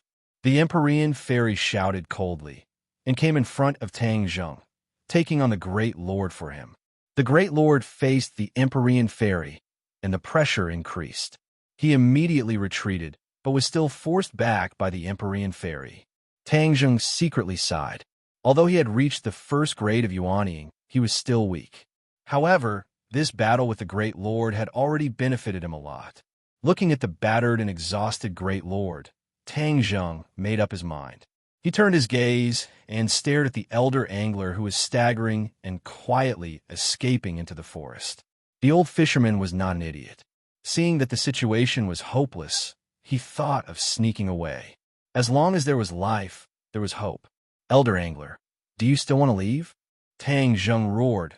With a point of his finger, the War Soul Sword flew towards the elder angler. The elder angler turned his head and saw the War Soul Sword flying towards him. He had almost lost his life to the War Soul Sword, so he was especially afraid of it. Thus, he subconsciously waved his arm. With a flash of cold light, a fishing rod appeared in his hand, and he faced the War Soul Sword. Kacha! The War Soul Sword slashed the fishing rod, and the War Soul Sword broke into two. The elder angler simply abandoned the War Soul Sword and rushed into the forest. Tang Zheng followed him like a shadow and chased after him without a word. Seeing this, the Great Lord roared and narrowly dodged the Empyrean fairy's attack. Then, he did not dare to stop and rushed into the forest. "Chase!" the Empyrean fairy shouted and chased after him like lightning. The others also reacted as if they had just woken up from a dream. Especially Wu Junshan. It was his first time seeing the Empyrean fairy's skills. It was truly shocking. The Azure Dragon Hall Great Lord, who was once invincible in his heart, was only SOSO. He was actually chased to the point of fleeing. He saw the elder angler jumping up and down in the forest like a monkey, his figure erratic. He was clearly using the familiar terrain to try and get rid of Tang Zheng.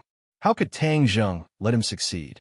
He immediately drew his bow, and the shooting sun arrow left the bowstring with a so sound. Seeing this scene, the elder angler was almost scared out of his wits. He no longer had a weapon in his hand, so he had no way to block this arrow. He watched as the shooting sun arrow flew closer and closer. Although he used all his skills, he dodged the shooting sun arrow. However, before he could catch his breath, he found that another arrow was already waiting for him in the direction he dodged. Although he was a second-grade martial king, and Tang Zheng was only a first-grade Yuanying, Tang Zheng had two sane artifacts. Even if there was a difference of one level, Tang Zheng could still kill him. In the end, the elder angler had no chance to dodge. He watched as the shooting sun arrow pierced his chest, the tail of the arrow still trembling in his chest. A heart-wrenching scream burst out from his throat. Then, the scream slowly weakened, and the light in his eyes gradually dissipated. Finally, all the sounds came to an abrupt end. The world was completely silent. The elder angler fell backwards. Bang! He fell to the ground, his eyes wide open, and he breathed his last. The dignified Azure Dragon Hall Great Lord ended his life just like that. The Great Lord happened to see this scene from afar. His eyes were about to split open as he roared. "Tang Zheng, I want you to pay with your blood." Tang Zheng coldly snorted and said, "Your Azure Dragon Hall has killed so many cultivators over the years. You only have yourselves to blame for all of this." The Great Lord did not attack. Instead, he chose a small path and fled to the back of the mountain. You want to escape? In your dreams.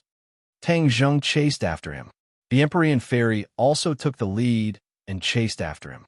She expressionlessly looked at the dead elder angler, then focused her attention on the escaping Great Lord. When the others saw the elder angler's corpse, their reactions were much greater, especially Wu Junshan and Lan Yu. A dignified martial king had actually died in the hands of their son. All kinds of feelings welled up in their hearts. They were left far behind by their son. Tang Zheng chased the Great Lord to a cliff in the back of the mountain. The mountain wind was biting cold. The 10,000 Zhang cliff was a hopeless situation with no way out. The Great Lord also stopped. You finally can't escape. You've always been curious about what kind of face you have under that mask. Tang Zheng also stopped and stared at the Great Lord like a tiger eyeing its prey.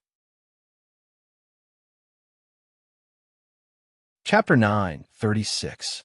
The High Lord looked at the group of people who were eyeing him covetously and laughed sinisterly. Do you think you can kill me like this? You already have nowhere to run. Do you still dare to jump off the cliff? This is a bottomless abyss. No matter how high your martial arts are, I don't believe you can survive. Tang Zheng said firmly. Even if I die, I won't fall into your hands. The High Lord was filled with righteous indignation. Then do you dare to jump? Why wouldn't I dare?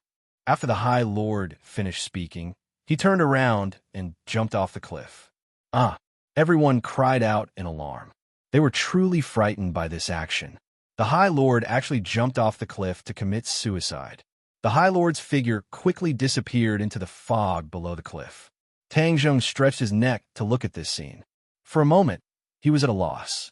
The others also leaned over the cliff to look. The biting cold wind blew up from the cliff as if it wanted to sweep them down. Everyone retracted their necks and took a few steps back to distance themselves from the cliff. They looked at each other in dismay. He died just like that? Wu Junshan asked blankly.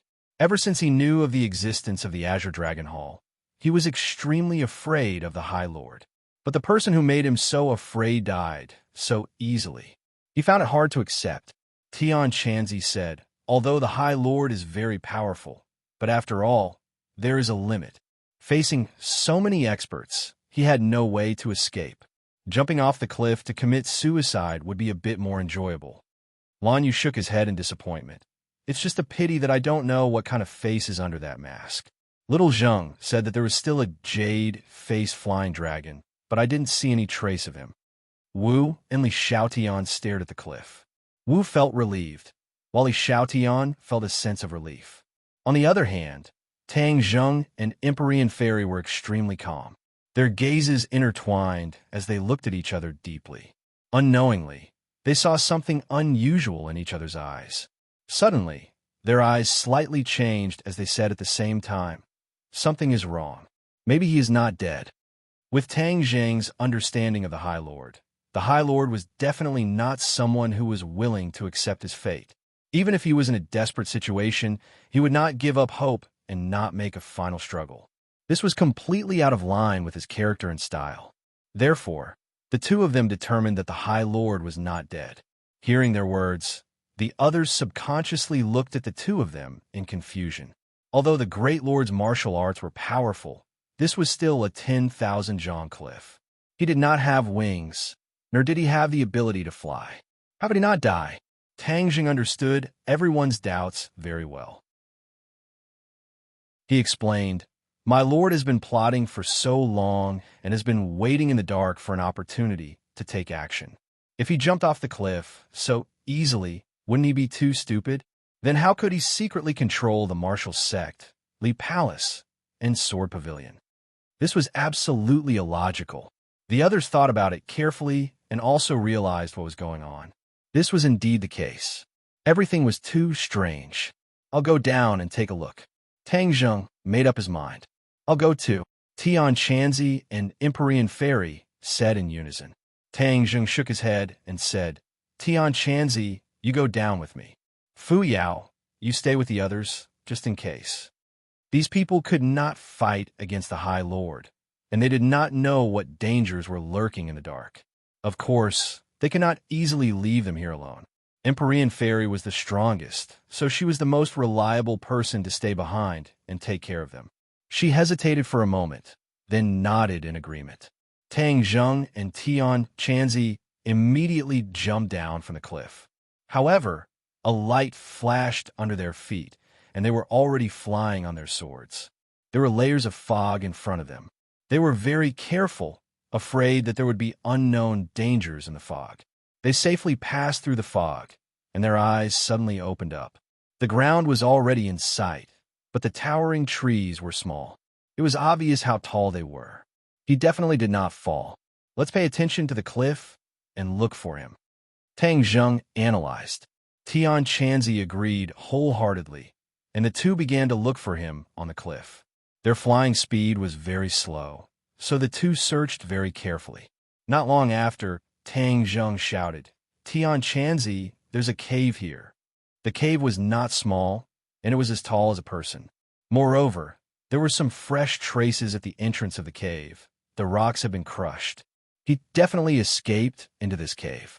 I already knew that he had a backup plan, so he wouldn't die so easily. Luckily, we found him. Otherwise, if we waited for him to escape, it would be difficult for us to find him again. Tang Zheng rejoiced. "Let's go in."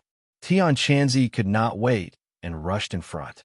His cultivation was higher than Tang Zheng's, so if there was any danger, he would naturally have more defensive power. The entrance of the cave was a little damp, but after a few meters, it was dry.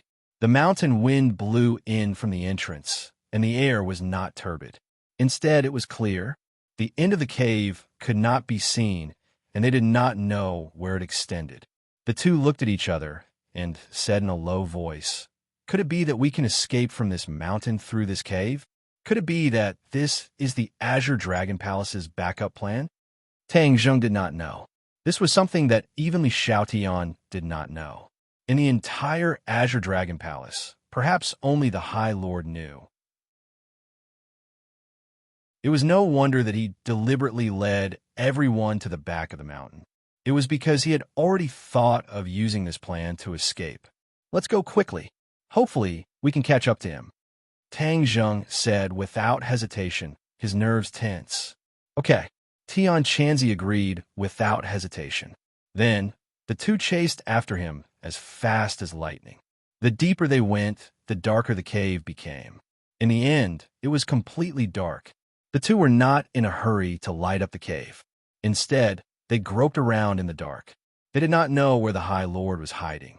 If they lit up the cave, they would expose themselves and alert the High Lord, making it harder for them to catch him. The two did not make any sound of footsteps at all. Even their breathing was controlled so that it was almost inaudible. They were like ghosts, quietly moving forward. They walked farther and farther, and felt that they seemed to have reached the center of the mountain. This cave actually led to here, which was really surprising. Suddenly, a faint light came from the front, illuminating the cave. The two subconsciously slowed down and looked at each other. They knew that they were very close to their target. Finally, the light became more and more intense. The cave seemed to be lit by fluorescent lights, as if it was daytime. Tang Zheng and Tian Chanzi's pupil shrank. The scene in front of them suddenly became clear. The cave turned into a hall, and there was something erected in the middle of the hall. When Tang Zheng and Tian Chanzi saw this thing, their hearts could not help but beat violently. Their pupils also widened. This was a crystal. Tang Zheng and Tian Chanzi were very familiar with crystal. They had just brought back a large piece from the Swedish royal family. And this crystal was even bigger. They did not know what was hidden in it. At that time, the crystal was left behind by a meteorite falling on the ground. Could it be that this crystal was also left behind? But they did not know why it fell into the hands of the Azure Dragon Palace. The target they were looking for was in front of them. The High Lord was standing in front of the crystal attentively. He looked excited and whispered in a low voice, as if he was whispering to someone. "No matter what the situation is, let's catch him first." Tang Zheng decisively made a decision. The High Lord had gone through untold hardships to get to this crystal, and he was rambling like a person on the verge of death. But Tang Zheng had a very bad premonition. The High Lord had gone through so much trouble. There must be a purpose, and it was far from being as simple as it seemed. Tian Chanzi also had the same concerns. Of course, he also had the same countermeasures. He saw that he went straight to the High Lord. The High Lord turned a deaf ear, as if he did not know that there were two enemies standing behind him. Humph! Let's see how long you can stay calm. Tian Chanzi stretched out his big hand and grabbed the High Lord. The High Lord cleverly dodged, then slipped behind the crystal and looked at the two with a sneer.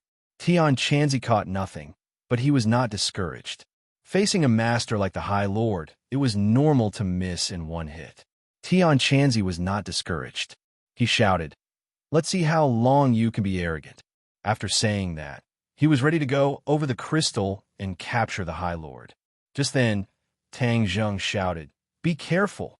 Tian Chanzi's movements suddenly froze, and then he retreated like lightning. When he looked carefully, he was overwhelmed with shock. The huge crystal began to change. It became transparent, but there was no strange creature inside. Instead, there was a woman. The woman was in her 30s. Her hands were closed, and she was dressed in ancient clothing. There was a classical charm between her eyebrows.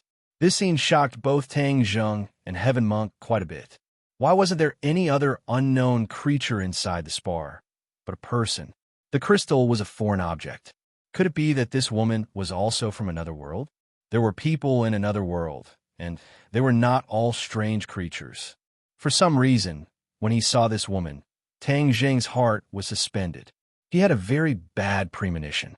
The two looked at each other, not knowing what to do. Since the High Lord deliberately came here, could it be that there was something strange about the crystal, or could it be that it could help him? The two were puzzled. Seeing the High Lord's provocative face behind the crystal, Tian Chanzi finally could not bear it and was about to rush over and beat him.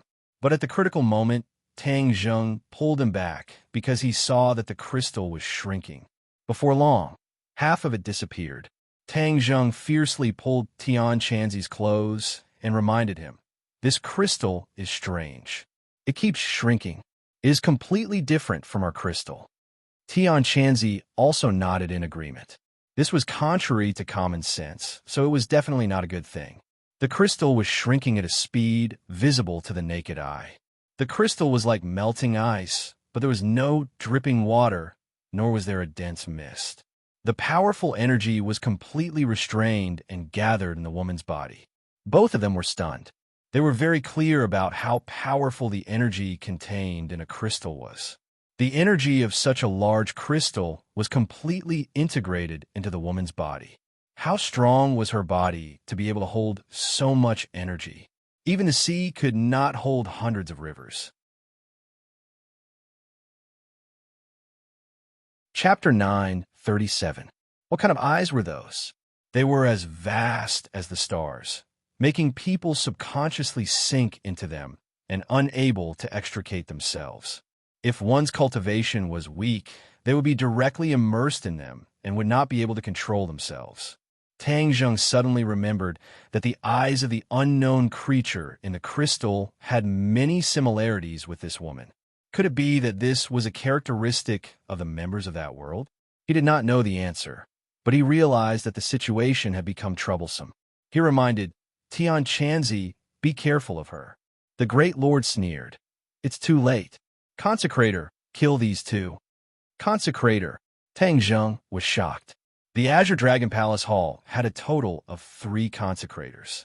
Besides the Elder Angler and the fair-faced Flying Dragon, there was also the most mysterious female consecrator.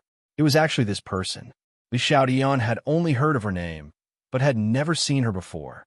As far as she knew, even her master, Granny Li, had never seen her before. No one would have thought that this person was actually in the cliff cave behind the Azure Dragon Palace Hall, and was even sealed in a crystal. Many questions appeared in Tang Zheng's mind. Since this person was a consecrator of the Azure Dragon Palace Hall, could it be that she was not a person from another world? But how could she merge into the crystal and absorb the energy of the crystal in an instant? No one gave him an answer. End of story. The female consecrator's eyes flashed coldly, and she was already attacking the two. "Retreat!" Tian Chanzi suddenly shouted. His senses were sharper than Tang Zheng's, so he had already realized how powerful this person was. Tang Zheng had a telepathic connection, so he turned around and ran, Tian Chanzi bringing up the rear. Whoosh! The two returned to the dark cave, one after the other, and ran out of the cave as fast as lightning.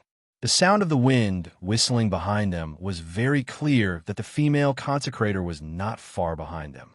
You go first. Tian Chanzi pushed Tang Zheng and turned around to face the female consecrator.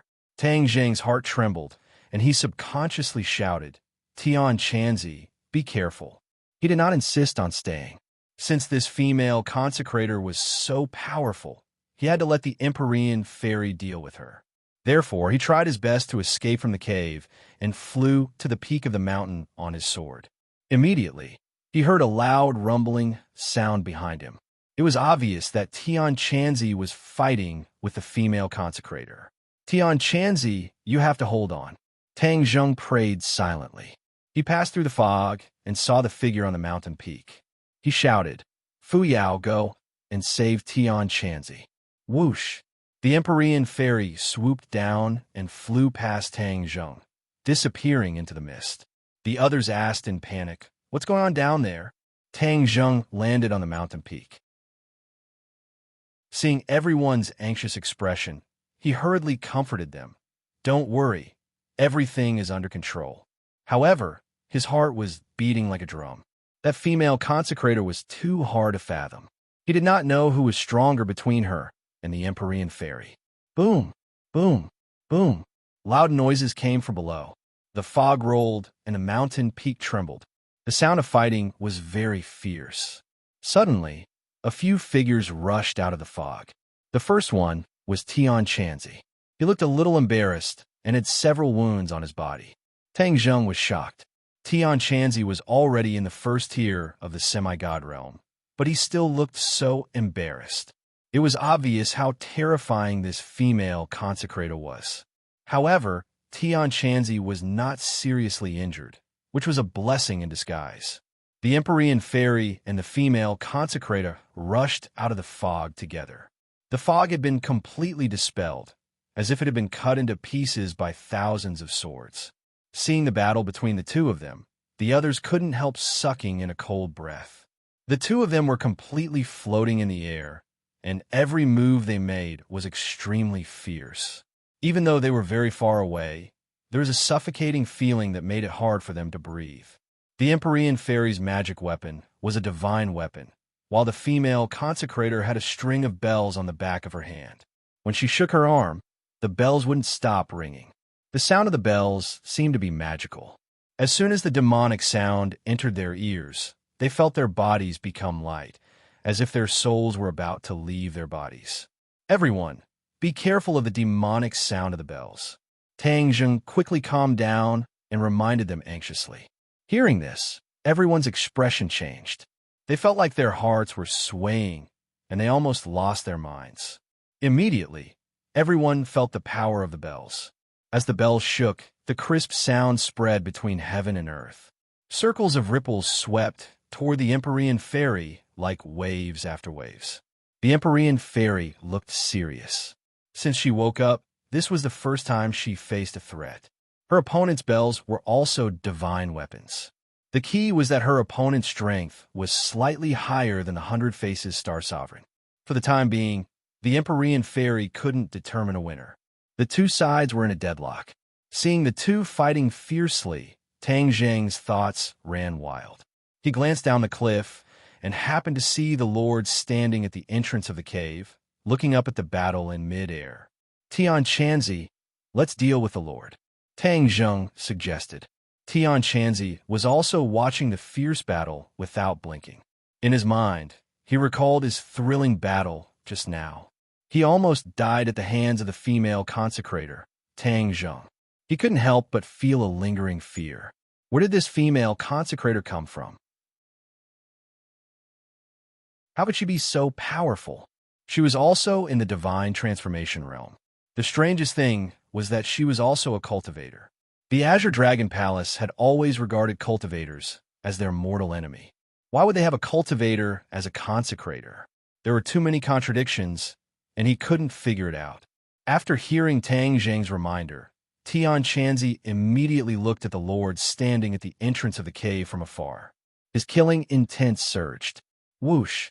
He turned into an afterimage, disappeared, and swooped down at the Lord. The Lord's expression changed when he heard the sound of something breaking through the air and the figure getting bigger and bigger. Tian Chanzi was still in mid-air when he slashed down with his sword. Only this sword was left in the world. The sword light flashed, and the sword chi was thousands of rays. In an instant, it fell at the entrance of the cave. Panic flashed in the Lord's eyes. He didn't dare to fight back, but he didn't retreat into the cave. Instead, he jumped off the cliff. Boom! With a loud noise, the entrance of the cave collapsed and turned into a pile of ruins. It buried the entrance and splashed up smoke and dust. The High Lord fell down quickly. A strong wind blew past his ears, causing his clothes to flutter in the wind. He suddenly raised his head to look, just in time to see Heaven Monk chasing after him like a shadow. The Lord didn't have the ability to fly, so he was at a disadvantage when facing Tian Chanzi. The Lord's toes touched the cliff, and the momentum of his fall was reduced sharply. He finally stabilized his body. He didn't know when, but there was a long sword in his hand. With a shake of the sword, he greeted Tian Chanzi, who was falling from the sky. Tang Zheng and others had only seen him use non-phase method before, but they had never seen him use swordsmanship. At this moment, seeing this swordsmanship, Tang Zheng and Tian Chanzi's pupils shrank at the same time. They were all masters of swordsmanship, so they judged the power of this swordsmanship at a glance. Ding! With a crisp sound, the sword in Tian Chanzi's hand and the sword in the Lord's hand were against each other. The two swords bent back involuntarily and bounced back. Clang! Both of them flew backwards, but Heaven Monk only took a step back before stopping. Then a sword came from the west, Heaven flying immortal.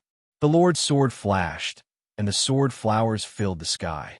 In an instant, they intertwined into a sword light. Kacha! The sword light dissipated, and the Heaven flying immortal broke all of the Lord's swordsmanship. It was extremely simple. Puff! With a flash of blood, the tip of the sword directly pierced the Lord's chest. Blood splashed. The Lord was quick-witted and jumped off the cliff directly, not letting the long sword pierce his chest too much. He was lucky to escape, but his eyes flashed with deep sadness. Once non-phase method was useless, he couldn't do anything to Tian Chanzi. Tian Chanzi didn't let him go. He chased after him, and the two fell off the cliff quickly. Every once in a while, the High Lord would stomp on the walls of the cliff to slow down his fall. In the air, the female consecrator and the mysterious lady of the 9 heavens were locked in a fierce battle. When they suddenly saw this scene, they turned pale with fright. They immediately abandoned the mysterious lady of the 9 heavens and turned to rush towards the Heaven Monk in an attempt to save the High Lord. Tian Chanzi suddenly felt a cold, murderous aura behind him. He was shocked. The magical sound of the bell had poured into his ears. His soul suddenly trembled, and his movements subconsciously slowed down a bit. While he was at a loss of what to do, a shooting sun arrow flew over from afar. The female consecrator's eyes turned and coldly stared at Tang Zheng, who was standing in the distance. Her eyes were cold. Her jade hand quickly reached out, and in a flash, she firmly grabbed the shooting sun arrow. Suddenly, she was pushed forward a few steps by the shooting sun arrow. She quickly stabilized her body and turned around, firmly locking on to Tang Zheng. "Go to hell." She softly said these 2 words. With a wave of her hand, the shooting sun arrow flew towards Tang Zheng. Its speed was not inferior to the previous one. Tang Zheng knew the power of the shooting sun arrow and quickly took out the holy armor shield. Clang! With a crisp sound, the shooting sun arrow fiercely hit the holy armor shield. Tang Zheng felt as if he was hit by a high-speed train. He quickly retreated. His arm was numb, and the holy armor shield flew out of his hand. Fortunately, the holy armor shield was a heaven-grade treasure. Although the shooting sun arrow was a sacred tool, it was not used with the heaven-shocking bow, so its power was greatly reduced.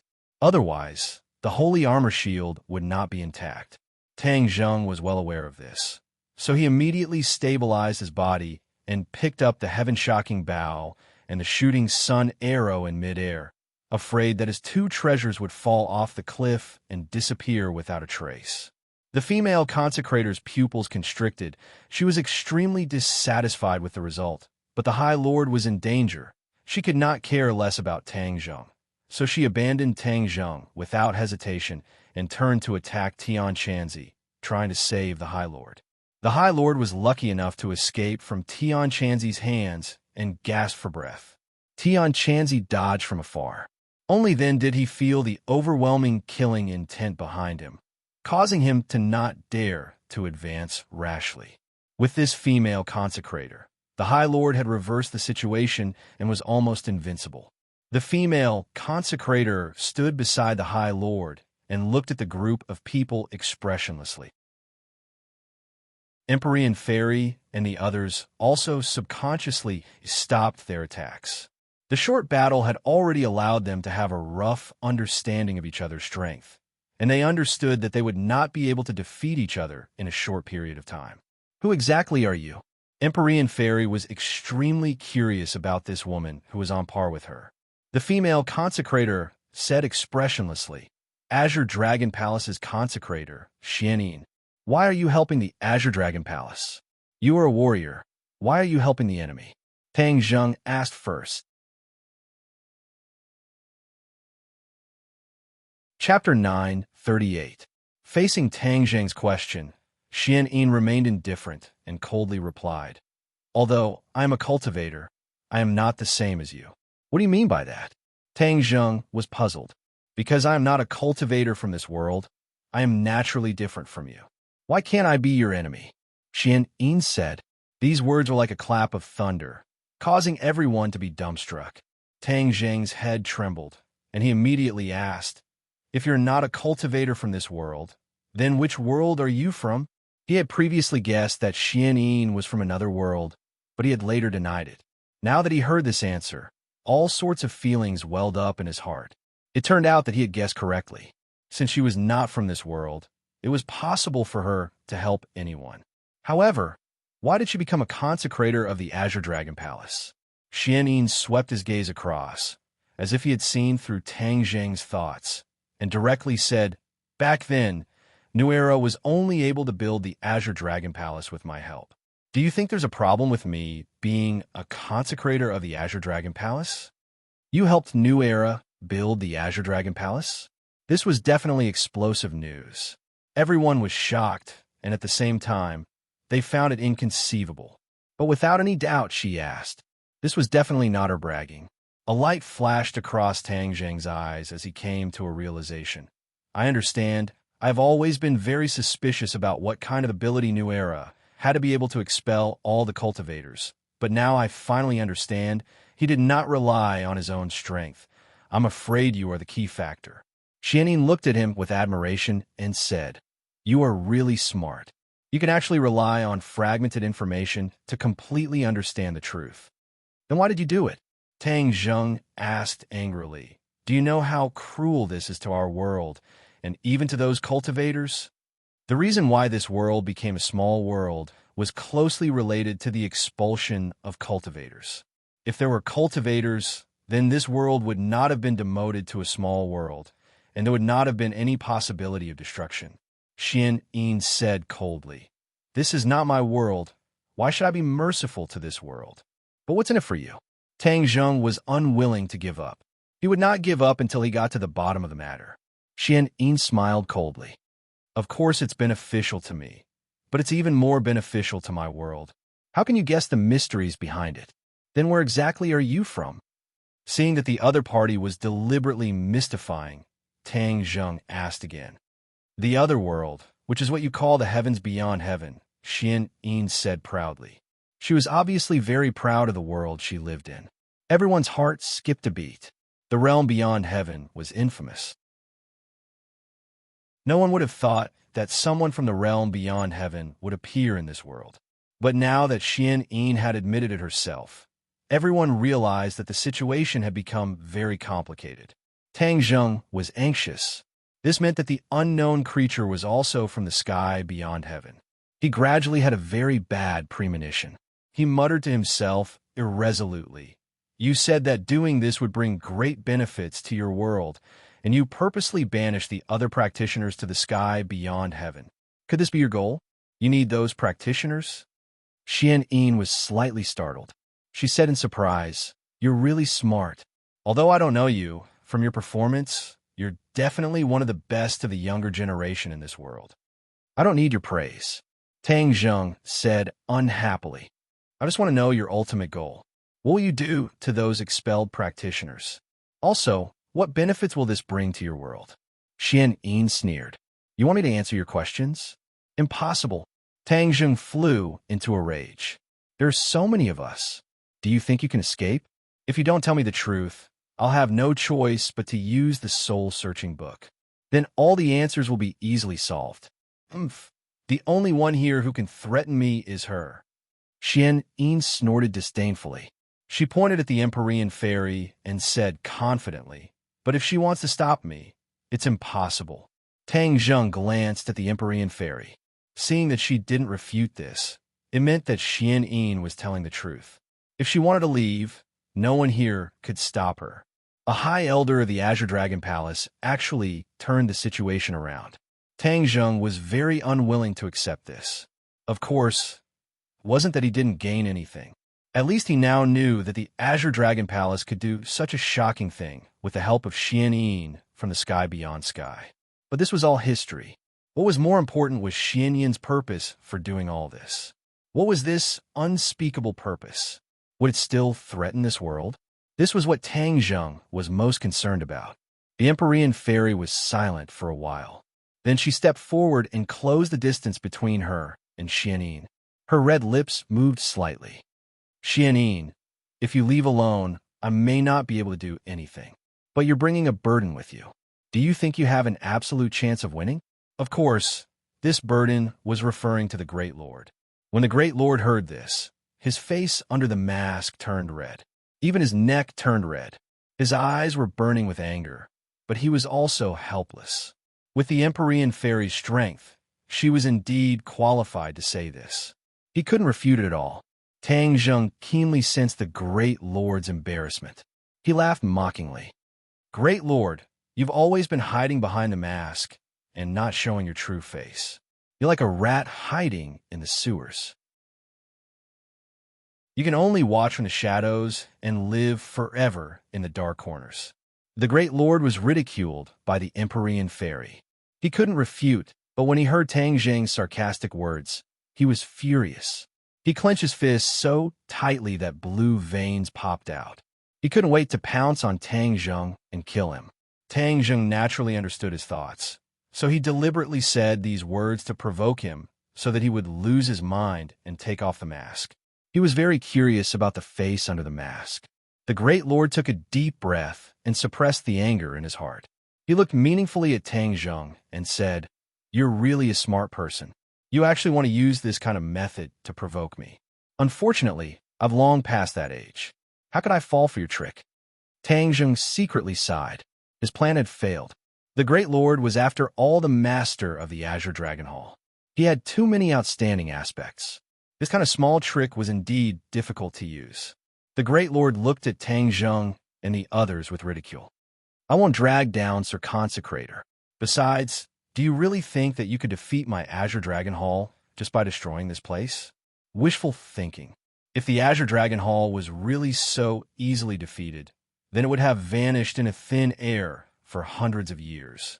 Tang Zheng suddenly said, "It's said that the Azure Dragon Hall has a lot of people, but this time I only saw a few people. Where did the others go?" "Haha, you finally learned to be smart and asked a crucial question. But why should I tell you?" The Great Lord laughed sinisterly. "All the answers will naturally be revealed once I capture you. You don't have that ability." The Great Lord retorted, subconsciously hiding behind Xian Yin. A dignified Great Lord of a generation hiding behind a woman. If news of this got out, wouldn't people laugh their heads off? The Great Lord, of course, knew that this kind of influence was extremely bad, but in order to save his life, he decided to ignore it. Kill! Suddenly, a sharp voice came from the Empyrean fairy's throat. Her figure flashed as she attacked Xianyin. Ever since the Empyrean fairy had awakened, this was the first time her killing intent had been aroused. Even when she faced the Hundred Faces Star-Lord, she didn't have such a strong killing intent. That was because she felt a strong sense of danger from Xianyin's words. This wasn't just for her, but for the entire world. In the face of external aggression, the Empyrean fairy subconsciously regarded herself as the master of this world. Precisely because of this, she was especially angry at the Azure Dragon Hall who colluded with Xianyin. She swept a glance at the Great Lord, full of intense killing intent. It was as sharp as a knife, causing the Great Lord to subconsciously avoid her gaze. The Empyrean fairy's attack was like a thunderbolt, powerful and powerful. The stately painting suddenly expanded like a curtain, covering the sky and covering everyone's heads. It was dark. The only thing that could be seen was the painting. The mountains and lakes on the painting became lifelike and rapidly expanded, as if they were identical to the real thing. A boundless power was emitted from the stately painting. This time, there were no mountains, no torrents, no wind, and no rain, but the feeling it gave off was even more oppressive and terrifying. This power was formless, yet pervasive. Everyone present could feel it. As long as one was under the stately painting that covered the sky, no one could escape. However, the two groups of people felt completely different. Tang Zheng and the others didn't feel too uncomfortable. Although they felt the power of this power, it didn't attack them. Xianyin and the Great Lord felt completely different. The power attacked them from all directions, from top to bottom, from front to back, from left to right. The look in their eyes changed. This was a killing move, completely incomparable to the previous attack. Xianyin gritted her teeth and asked, "What kind of power is this?" "The primordial power." The Empyrean fairy squeezed these 4 words out of her teeth. Her expression was unprecedentedly focused and dignified. The primitive force was a force hidden in the map of mountains and rivers of the gods in Vale. This magic treasure was refined by a supreme master in ancient times. It encompassed the heavens and earth, mountains and rivers, and was almost identical to the real world. However, the root of all this was the primordial power. It was a mysterious power that existed between heaven and earth. Ordinary people couldn't see it all, let alone extract it and use it as a means of attack. However, the Supreme Master did it. This gave the stately painting great power. However, it was not easy to activate the primordial power in the stately painting. It consumed a lot of power, and it also required the caster's strength. If it wasn't a matter of life and death, she would never use it easily. Just like in the previous dangerous battle, she didn't activate the primordial power. At this moment, she was really angry. She was angry as Xianyin and the Great Lord, so she didn't hesitate to use this killing move to inflict serious damage on them. Chapter 9:39. Xianyin was from the Outland, so she did not know much about the Chaos Force. However, this did not stop her from seeing how powerful this force was. Therefore, Xianyin and the Lord felt threatened at the same time, and both of them used everything they had. Asterisk, ring, ring, ring. Asterisk, a series of sounds came from the bell in Xianyin's hand. The bell glowed with a bronze-yellow light and intertwined around her body. Gradually, it formed a huge bell that enveloped her. The sound of the bell became louder and louder. The light became thicker and thicker. It was as if a huge bell was protecting her.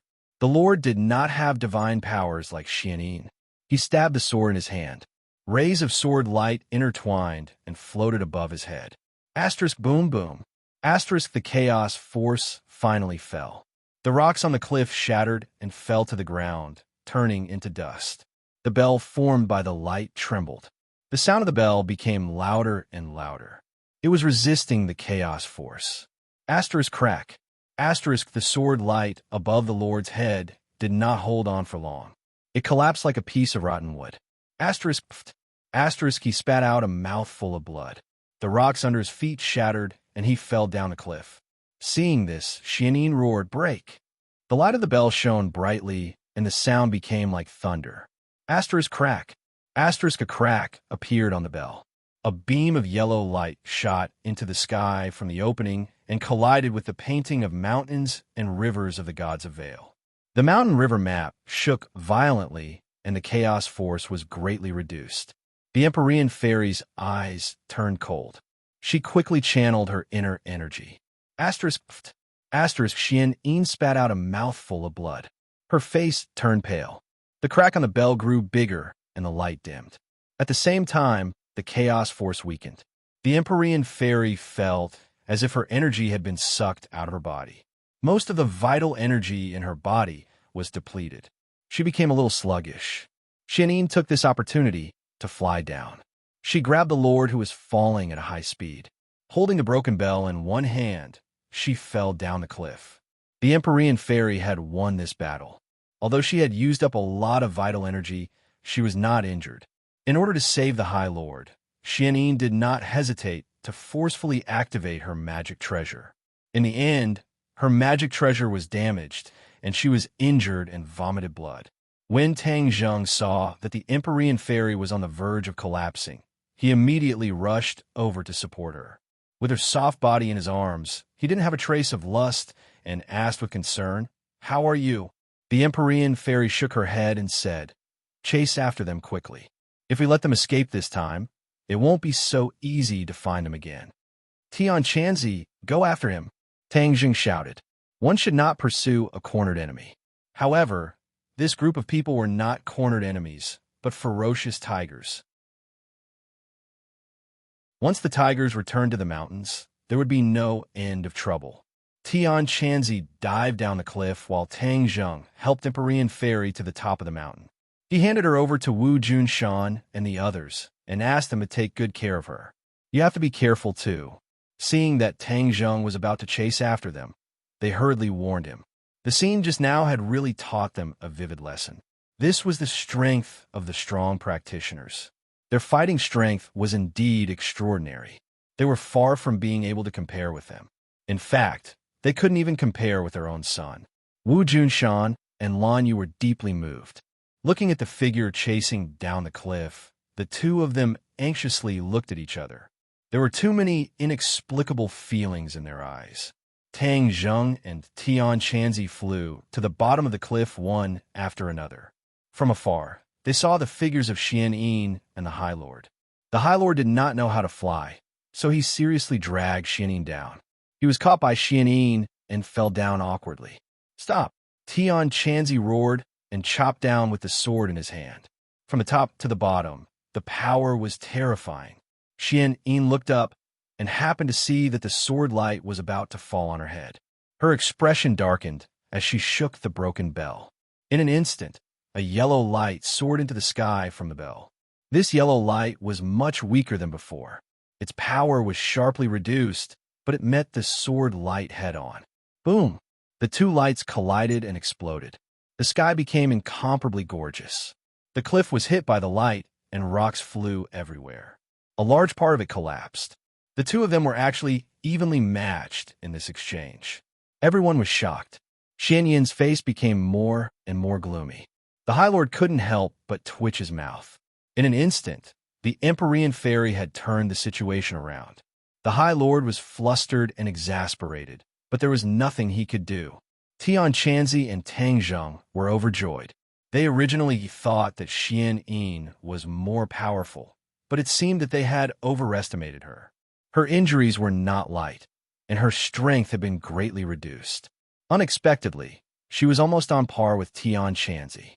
Tang Zheng calmed down and said in a low voice, "Tian Chanzi, this is a rare opportunity. Fu Yao is no longer able to fight against her. It's up to us now." Tian Chanzi nodded happily. "You're right. We have to use all our strength to keep them here." After saying that, he increased his speed and was already behind Xian. Xian waved her delicate hand, and the bell flew to her head. It kept shaking, and the demonic sound entered people's ears, causing their minds to sway. Tian Chanzi's face darkened, and he actually stopped. This demonic sound was very different from before. It was indeed powerful, causing people's minds to sway and almost lose their minds. It was precisely this short delay that allowed Xian Yin and Tian Chanzi to pull apart the distance between them. They could see the bottom of the cliff very clearly. The lush forest was dark. If they fell into it, it would be easier for them to hide and escape. Tang Zheng was extremely anxious. He did not care about Tian Chanzi's absent-mindedness and chased after them. In an instant, he closed the distance between him and Xian Yin. Holding the heaven-shocking bow in his hand, the shooting sun arrow slid past his fingertips and shot towards them with a shocking sound. Insignificant skill.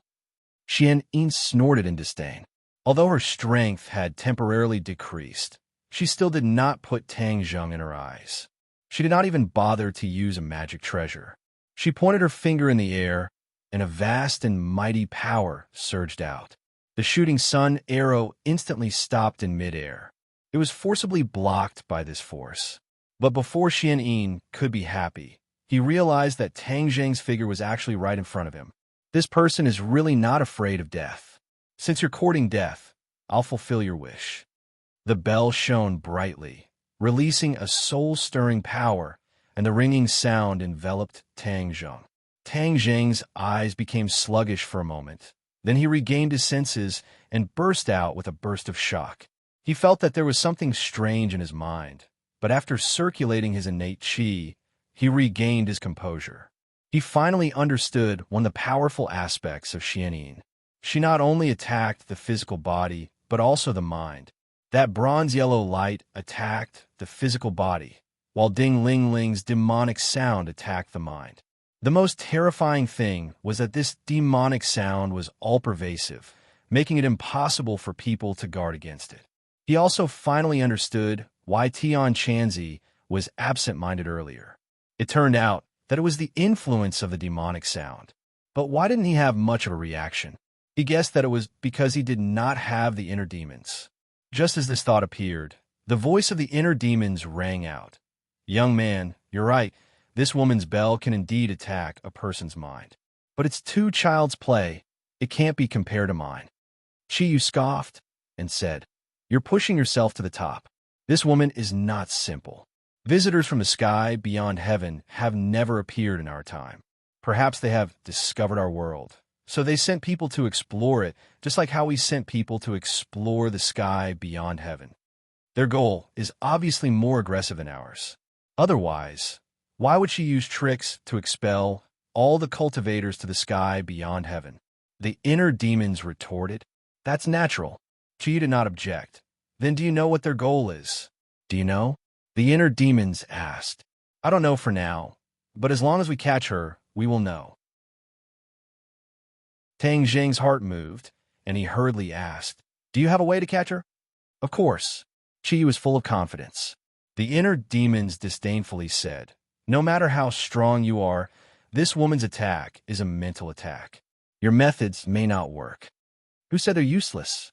Yu said, unconvinced. "Then let's have a competition and see whose methods are more useful." The inner demons argued. "Let's have a competition.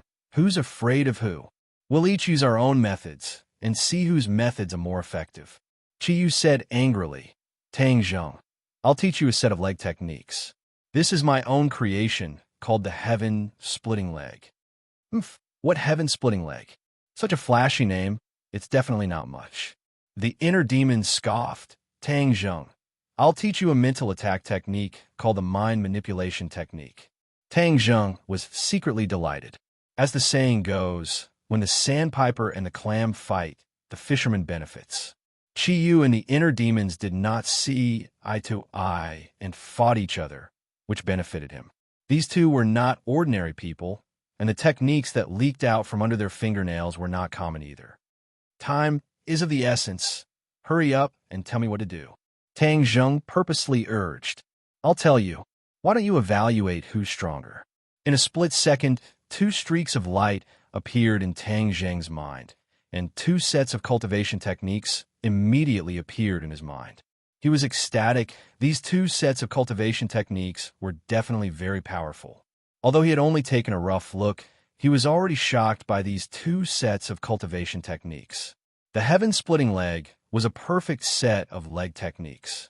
It focused on mobilizing the strength of the legs and strengthening the strength of the legs. Tang Zheng had already cultivated the chaotic Vajra spell, and his entire body was as tough as steel, so the heaven-splitting technique was twice the result with half the effort. When his mind moved, an image appeared in his mind, and one move after another automatically evolved. This set of leg techniques was actually a quick method. In just a blink of an eye, he had learned everything. This set of leg techniques was extremely simple, but it was extremely exquisite and overbearing. There were a total of 5 moves, which were sweeping away 1,000 soldiers, stepping on mountains, divine dragon tail, heavenly blade revolution, and splitting the heavens and earth. This set of leg techniques would automatically increase in power as one's cultivation increased, but it also had an extremely high requirement for the cultivator's physical fitness. Not only did it have an extremely high requirement for the toughness of the legs, it also had an extremely high requirement for the control and flexibility of the body. Chapter 940. Tang Zheng immediately shifted his attention to mind manipulation. Mind manipulation focused on mental attacks, which was the same as the demonic sound of the bell, but had many differences. Mind manipulation didn't require the help of an external medium. With a very short incantation and the corresponding mental cultivation method, everything would flow naturally. With a single thought, everything about mind manipulation was deeply imprinted in his mind, and the speed of learning was no less than that of heaven's splitting kick. Tang Zheng had never practiced a mental attack technique, which was very rare in this world. Even the Empyrean Fairy and Tian Chanzi didn't know how to use it. Therefore, compared to heaven's splitting kick, he was more interested in the inner demon's mind manipulation. Seeing that Xianyin and the High Lord were very close to the treetops at the bottom of the cliff, Tang Zheng grabbed the shooting sun arrows that were colliding with the copper-yellow light and chased after them. At this time, Tian Chanzi also caught up and said indignantly, "This woman is really powerful. She even used a mental attack technique. I almost fell into her trap." Mental attacks hurt people invisibly. Even if it couldn't kill the opponent, it was enough to make the opponent fall into an illusion. It was more difficult to guard against than other physical attacks. "I'll deal with her," Tang Zheng volunteered. Heaven Monk looked at him in disbelief and said, "Can you do it?" "TCH, how can a man say no?" Tang Zheng smiled evilly and directly chased after the two. Tian Chanzi looked at him deeply and muttered, "This kid always surprises me. Don't you know that this is a scare? I can't do anything, but you are so confident. Isn't this a blow to me?" Tian Chanzi wanted to cry, but had no tears. However, he didn't stand by and watch. Whether Tang Zheng was bragging or not, at least he would join the battle. Whoosh! The air was pierced with a sharp sound. Xianyin's heart trembled. She looked up and saw 3 shooting sun arrows flying at her at high speed. Xianyin felt bad. She had consumed a lot of energy. At first, she didn't take the shooting sun arrows seriously. However, the simple exchange just now gave him a new understanding of the power of the shooting sun arrows. The shooting sun arrows were definitely not as simple as she thought. This time, the 3 arrows were fired simultaneously, and the power was even greater. She threw the Great Lord down and said, "You go first. I'll catch up later." The High Lord's speed suddenly increased, and then he steadily landed on the treetops. Without any hesitation, he jumped into the dense forest and disappeared without a trace. Damn it, the High Lord actually escaped. Tang Zheng cried out in alarm, but he was too far away. He could only watch as the Great Lord disappeared into the woods. Since the High Lord was nowhere to be seen, all the more reason he couldn't let Xianyin go. Otherwise, he wouldn't be able to gain much from this trip. His gaze locked onto Xianyin as he leaped towards her. Xianyin took out her little bell, causing it to fly up and float above her head, emitting a bronze-yellow light. 3 copper-yellow rays of light shot out from a bell and met the 3 shooting sun arrows head-on. A dazzling light burst out in midair. The attack of the shooting sun arrows was neutralized, and the light also disappeared. Taking advantage of this opportunity, Tang Zheng casually put away the shooting sun arrows that were at the end of their flight into his bag, and then stomped down. Step on the mountain. This was one of the moves of the heaven-splitting leg technique. In that instant, Tang Zheng's entire center of gravity sank, and his legs glowed with a golden luster. This was the effect of the chaotic Vajra spell. He suddenly descended. His feet seemed to possess boundless power, enough to crush mountains. Moreover, the momentum of his descent was very compatible with this move, making it even more powerful. Bang! Xian Yin did not dodge. Instead, she relied on her slender hands to meet the enemy. She raised her hand above her head, and Tang Zheng's foot just happened to land on her palm. Time and space seemed to have been frozen. In their eyes, there was only each other, and sparks seemed to be flying. Under that attack, a shockwave spread out in all directions from the point where the hands and feet collided. Tang Zheng's momentum was stopped, but he did not stop his attack. Instead, he used the heavenly blade revolution. Whiz! With a sweep of his long leg, it was like a long spear sweeping toward Xian Yin's head. A cold light flashed in Xian Yin's eyes. She naturally saw the power of this leg technique and reprimanded. What kind of leg technique is this? Heaven-splitting leg, Tang Zheng said indifferently as he increased the strength of his leg to the limit.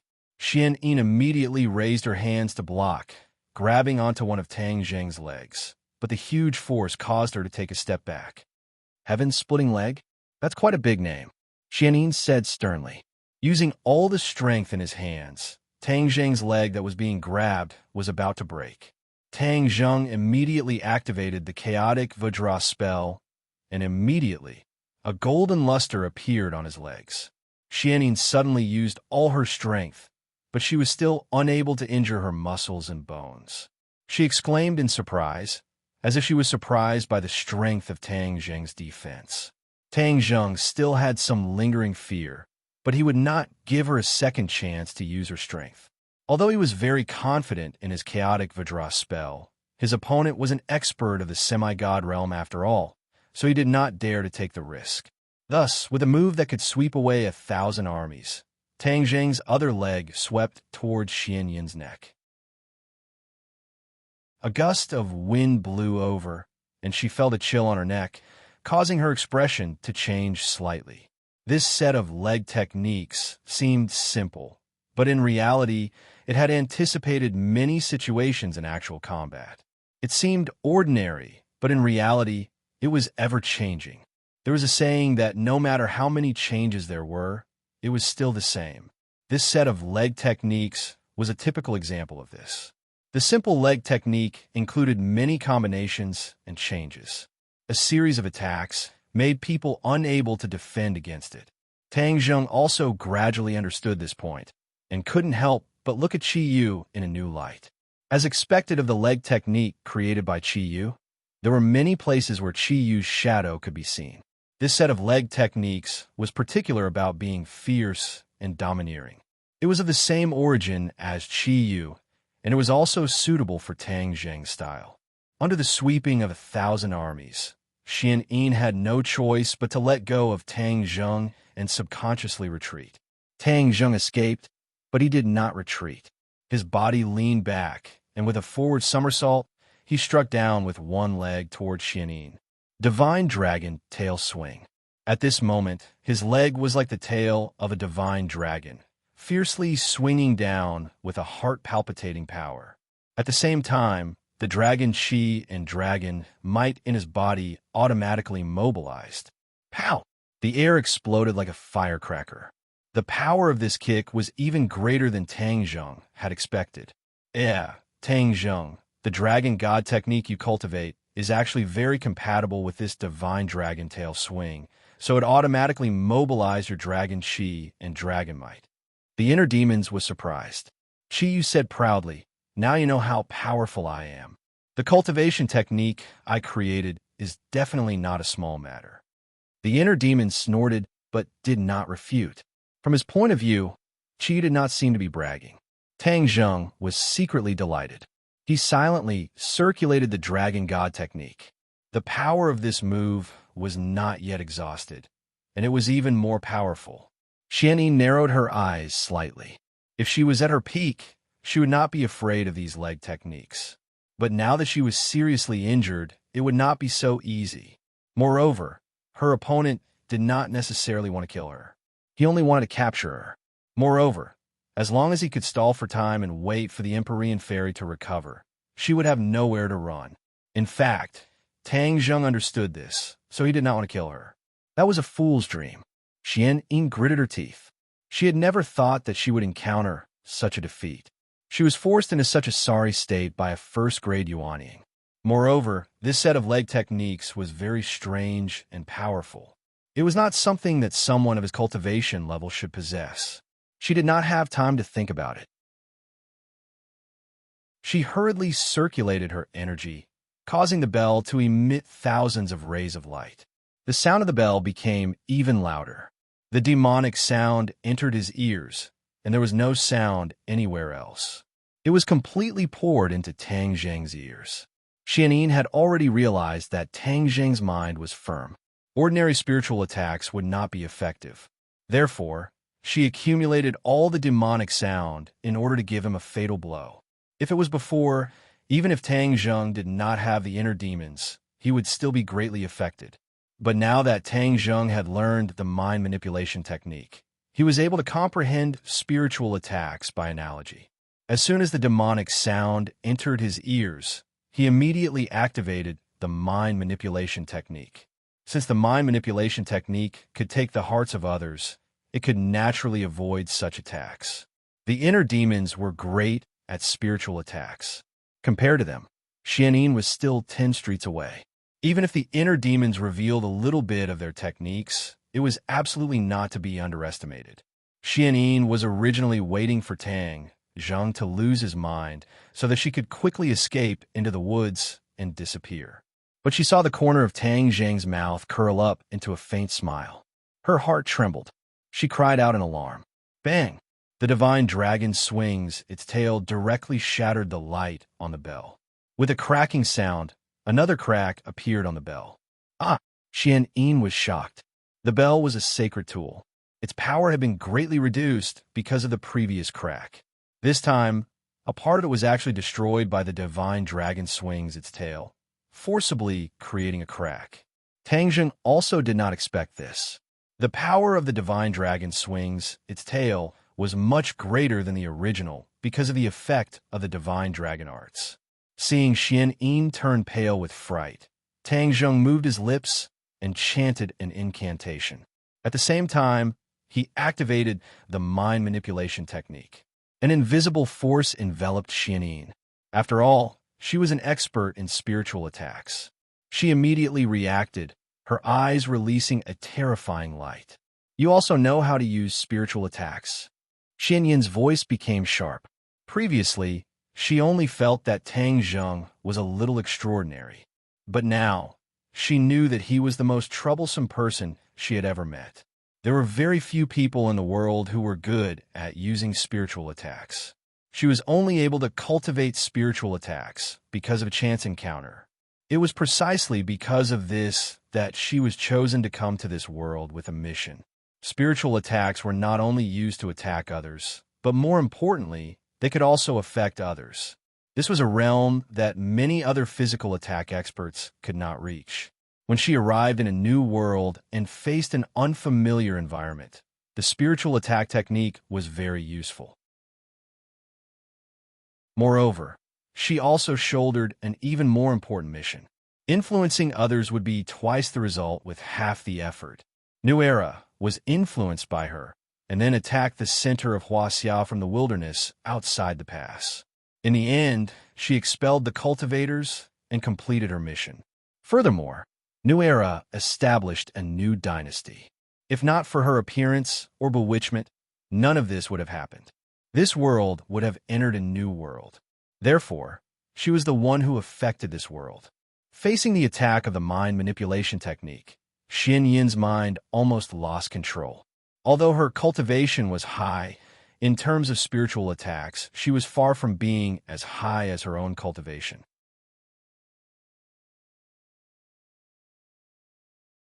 Chapter 941.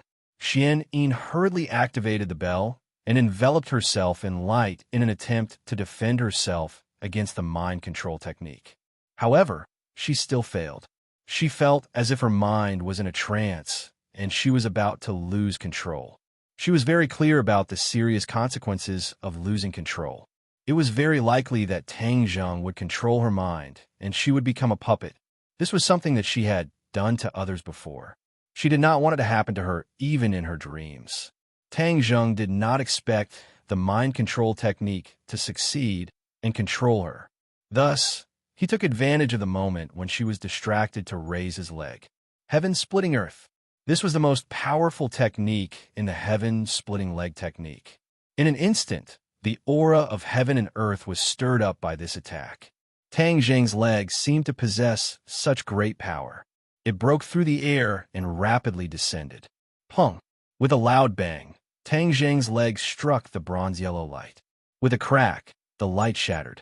However, this attack did not use up all of its strength and still landed on Xian Yin's shoulder. Pooh! She spat out a mouthful of blood. Her mind became more and more dispirited and unstable. Tang Zheng's was like a sword and was about to drill into Xian Yin's mind. Xian Yin's heart trembled. However, she knew that at this critical moment, even if her cultivation level was much higher than Tang Zheng's, if she could not resist, she would become a puppet and would never be able to rise again. She unwillingly widened her eyes and stared at Tang Zheng, not bothering to hide the raging anger in her eyes. Tang Zheng was delighted. He knew that he was about to succeed. This mind control technique was indeed powerful. Of course, if not for the heaven-splitting leg technique, he would not have succeeded so quickly.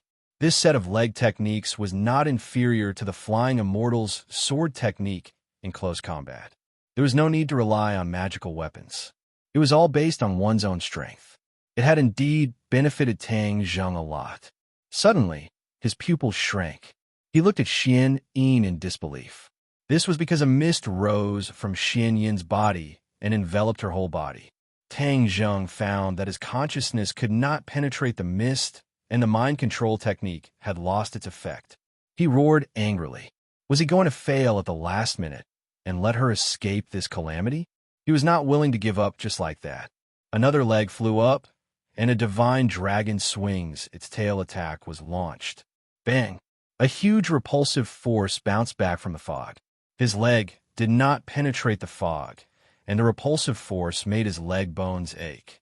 He immediately realized that something was wrong, but it was too late because the fog quickly condensed and turned into a crystal. She was sealed by the crystal again. Looking at this scene, Tang Zheng was shocked speechless. Except for Tian Chanzi and him, the others had not seen Xian Yin's previous situation, but seeing this change, they were also shocked. Tang Zheng's shock was even more intense, because he knew that Xian Yin had been hiding in the crystal at first, but he didn't expect that she could actually control it as she pleased. Not only did she allow him to escape from the crystal, she could also seal him inside again. Tang Zheng's mind control technique could not penetrate the crystal to attack her, and the energy contained in the crystal was so strong that even a physical attack could not hurt her. Tang Zheng was not willing to give up, and with a flying knife, he kicked the crystal. The crystal fell down quickly, but it was not damaged at all. Tang Zheng sighed and quickly caught up with the crystal. Holding it in his hand, the crystal gradually turned from transparent to blurry. Xian Yin's eyes were filled with unwillingness and anger as she stared at him, leaving a deep impression in his mind. At this moment, Tian Chanzi came out of the forest. Just now, he saw that Tang Zheng had completely taken the initiative, so he directly rushed into the forest to chase after the High Lord. However, the forest was too dense, and this was an unfamiliar environment, so he did not chase after the High Lord and returned empty-handed. He glanced at the crystal in Tang Zheng's hand and said in surprise, "What's going on? Where's Xian Yin?" Tang Zheng pointed at the crystal and said, "She's in there. She sealed herself in there, and we have no way to break it." Tian Chanzi still remembered the strength of the crystal and waved his fist in annoyance. This woman is really cunning.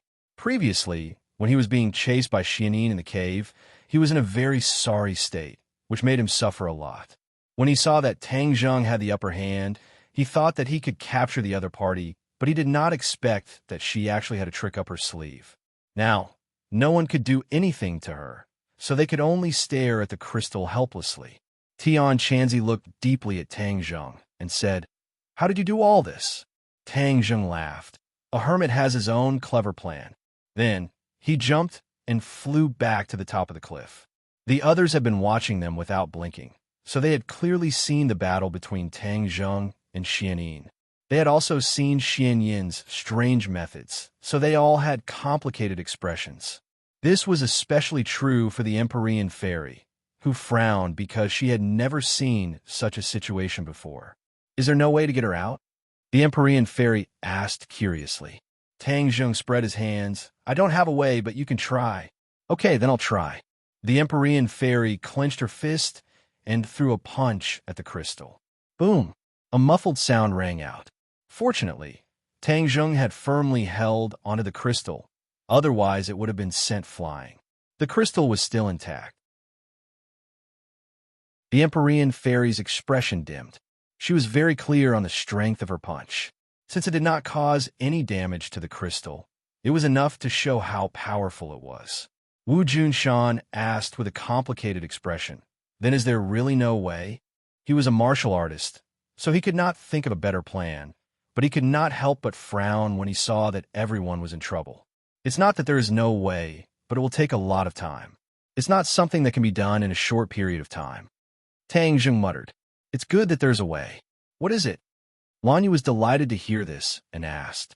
Tang Zheng looked at the couple and said, "This crystal is a body of energy. As long as we absorb all of its energy, Xian Yin will naturally be able to see the light of day again. Then, we will have a chance to deal with her." The Empyrean fairy and Tian Chanzi did not object, because this was the best way. However, the most important point was that Xian Yin could take the initiative to melt the crystal and escape. If she brought it back to the island like the previous crystal, then it would be a disaster. Once she escaped, the people on the island would become living targets. No one would be her opponent. Tang Zheng had an idea and suggested, "Why don't I put her into Sumeru Heavens? That way, she won't be able to escape from me." Sumeru Heavens was Tang Zheng's territory. He had the final say. Anyone who entered it would not be able to escape. In addition, he could absorb the crystal's energy at any time and place. Over time, his cultivation would increase greatly. Even if she escaped in the future, he would not have to worry. The Empyrean fairy guessed Tang Zheng's thoughts and nodded in agreement after thinking for a while. This method is feasible, but you must remember that she is very important. She is related to the conspiracy of the realm beyond heaven. Understood. This is the most important thing. Tang Zheng nodded in agreement. The purpose of the other world was definitely not simple. If they did not figure it out, it would be a hidden danger. As for what happened to the cultivators who were expelled, it was also very important to know what happened to them. It was a pity that they did not have anyone from the realm beyond heaven by their side. The demons who returned from the realm beyond heaven had all died in a series of battles. No one could answer this question. Sigh, I should have captured a few demons who returned from the realm beyond heaven. That way, I would have been able to find out what the realm beyond heaven is all about. Tang Zheng sighed regretfully. There is no medicine for regret in this world. Besides, time will give us the answer. The Empyrean fairy did not mind. Tang Zheng smiled. At this moment, Qi Yu and the inner demons were locked in a fierce argument. Both of them wanted to take the credit for themselves. They both said that it was because of him that they were able to capture Xianin. They were in a deadlock. Tang Zheng, you be the judge, Qi said angrily. The inner demons also said, That's right, young man. You be the judge. Was it because of my mind manipulation that Xianin had no choice but to give up and seal herself in the end? It was clearly my heaven-splitter leg's continuous attacks that exhausted her. Even without your mind-absorbing technique, Tang Zheng could have easily captured her. Who needs your help? Qi Yu retorted. Tang Zheng helplessly shouted in his mind. Stop. This time, both of you contributed. It was because of both of you that I was able to capture Xianin. Young man, you can't say that. There's always a question of how much credit one has contributed. Who do you think contributed the most? The inner demons did not give up and asked. Chiyu also said, That's right. Who contributed the most? Say it so that some people will understand their own abilities. Tang Zheng suddenly had an idea. There was no doubt that this time he had gained a big advantage. If it wasn't for Xianin, these two would not have been able to use Qi to teach him the heaven-splitting kick and mind manipulation. They must have many other skills or things that would be useful to Tang Zheng. If they were fair and there was no competition between the two, it would not be a good thing for him. This time he had tasted the sweetness of competition and felt that it was necessary to drive a wedge between the two. If they continued to fight, he might be able to take advantage of them next time. He gradually had a plan in his mind. After thinking for a while, he said, The heaven-splitting kick was very useful. After all, with my cultivation, I was able to suppress Xianin. This is already incredible. Hearing this, Chiyu laughed and said with satisfaction, Inner demons, are you convinced now? My heaven-splitting kick is even more powerful. The inner demons snorted unhappily, but Tang Zheng did not finish his words and continued to add. But at the last moment, the mind manipulation played the most important role. If it wasn't for the mind manipulation, with the influence of the other party's demonic bell sound, I would not have been able to gain any advantage. It would have been impossible to force her to seal herself. So in the end, the mind manipulation was more important and more effective.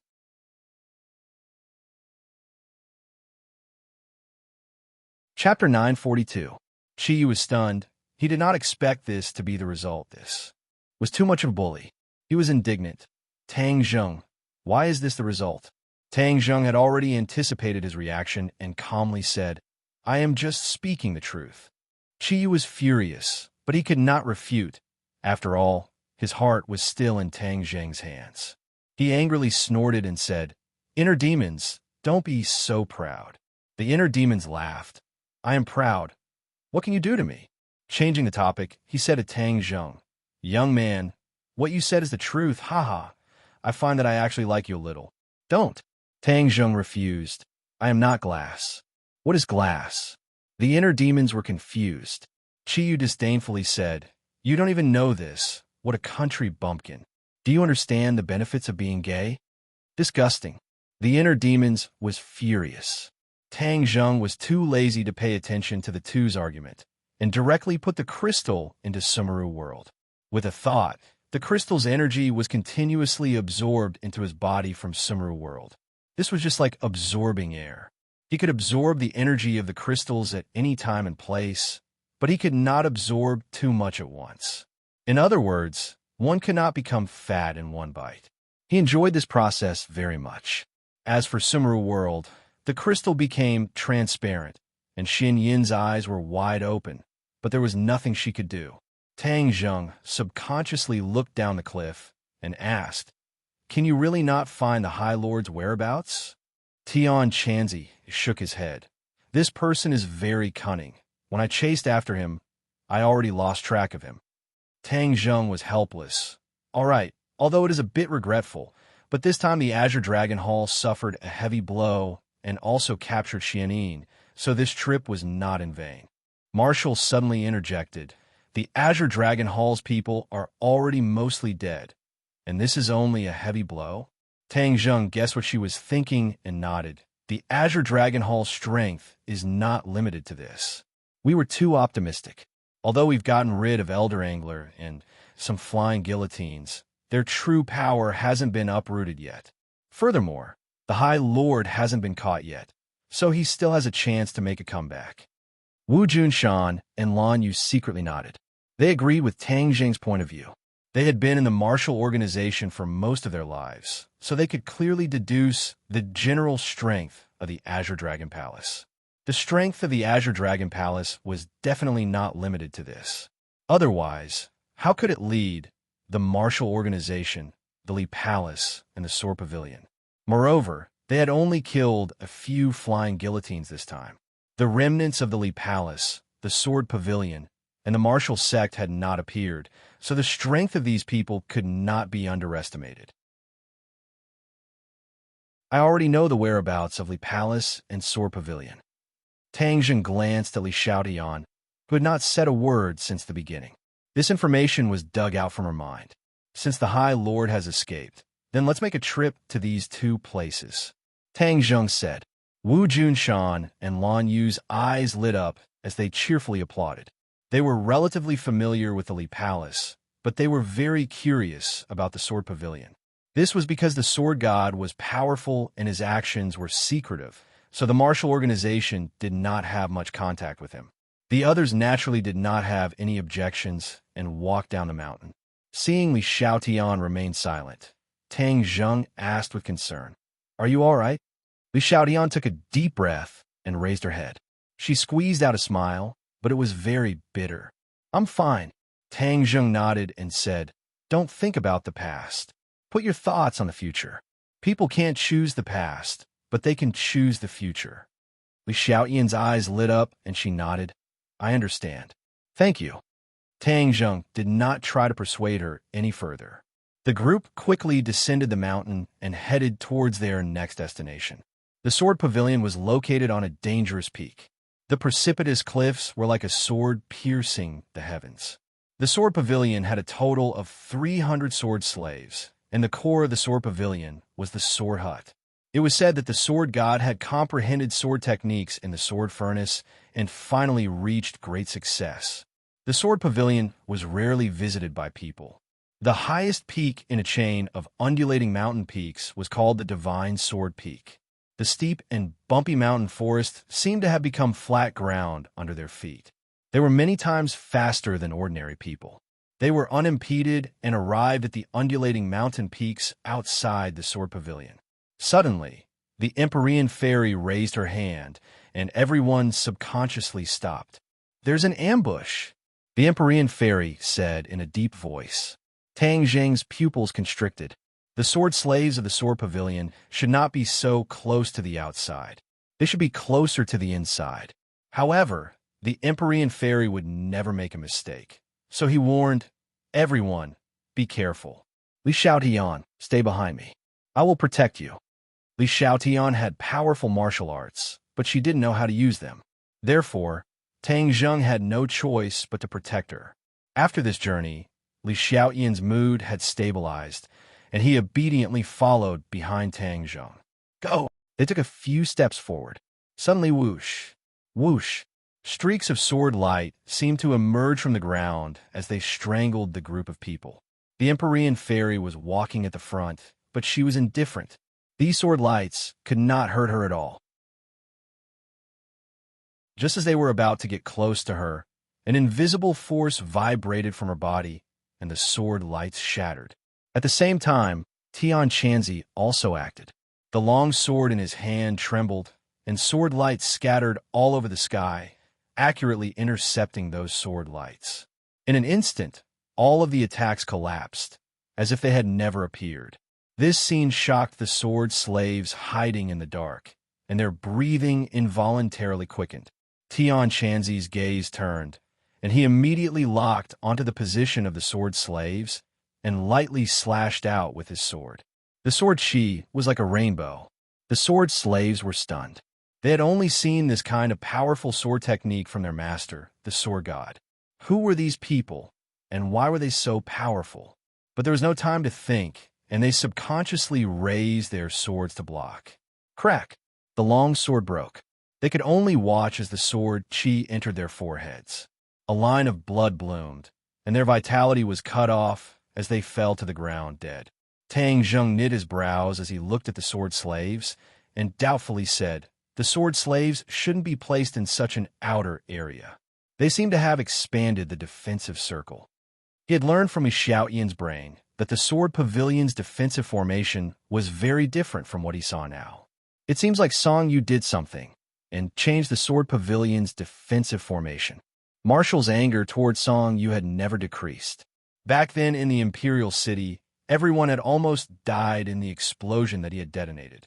This enmity was deep in his bones, and he would never forget it.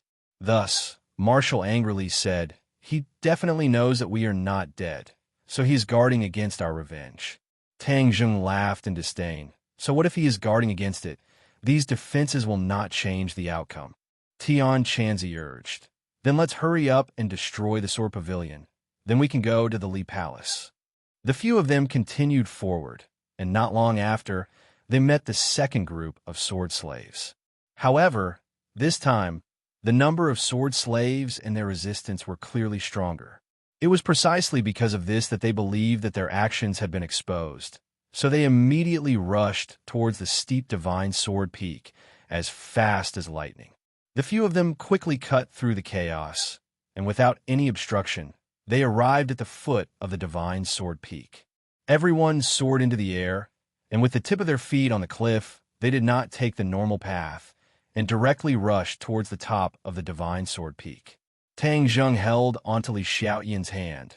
She was extremely nervous, and her palms were covered in sweat. Whiz!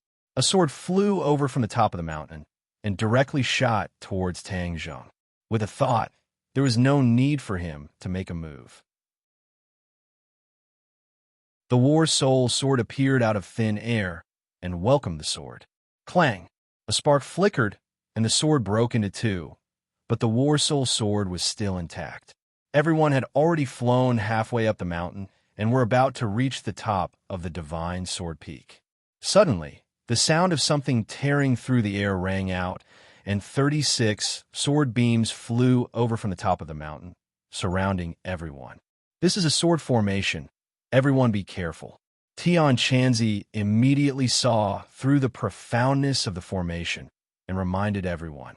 Everyone braced themselves as the 36 swords were about to arrive. The 36 swords seemed to have eyes and automatically split into several parts, each attacking their opponent, but at the same time responding to each other. Tang Jung was shocked. This sword formation was not simple, as expected of the sword pavilion. They had their own unique understanding of the way of the sword, and they also understood the essence of it. Without a doubt, the existing warriors in the sword pavilion were unable to control their swords from a distance, but they could use the sword formation to achieve a similar effect. But looking at the 36 swords that were moving freely, Tang Jung remained calm and composed. Seeing a few swords flying over, he waved his War Soul sword, and with a clang, sparks flew, all of them slashing onto the swords. However, he felt a huge rebound force being transmitted from the War Soul sword to his palm. Furthermore, with one strike, the War Soul sword was not able to break the seemingly ordinary sword. The sword formation gave these seemingly ordinary swords different characteristics. "Humph! You want to stop us with just a mere method," Tang Jung growled. The War Soul sword shone brightly. The sacred artifact's power completely erupted, and a sword flew out. Shwa! A lightning-like sword light shot out from the War Soul sword, directly slashing towards one of the swords. The person controlling the sword seemed to have sensed the danger and hurriedly retreated. However, it was already too late. Tang Zheng's aura had firmly locked onto the sword. Crack! With a crisp sound, the sword light directly split the sword into two. The sword formation was damaged, and its power was greatly reduced. Some of the swords seemed to be drunk as they started to sway. The others were all experts, so how could they miss this once-in-a-lifetime opportunity? Thus, they took the opportunity to counterattack. With the sound of battle, the sword formation was broken. The 36 swords broke one after another, and all of the attacks disappeared into nothingness. Everyone smiled knowingly. The tip of their feet tapped on the cliff, and then they soared into the air, steadily landing on the top of the divine sword peak. The sword furnace immediately appeared in front of everyone. The sword furnace was not big. It was like a straw hut, extremely simple and crude. However, in the eyes of an expert, this sword furnace was not simple at all. Every blade of grass and every tree contained the way of the sword. No wonder the sword god was comprehending sword techniques in the sword furnace. This place was indeed unique. Just by looking at it, it firmly attracted everyone's attention. However, their attention was immediately attracted by another matter.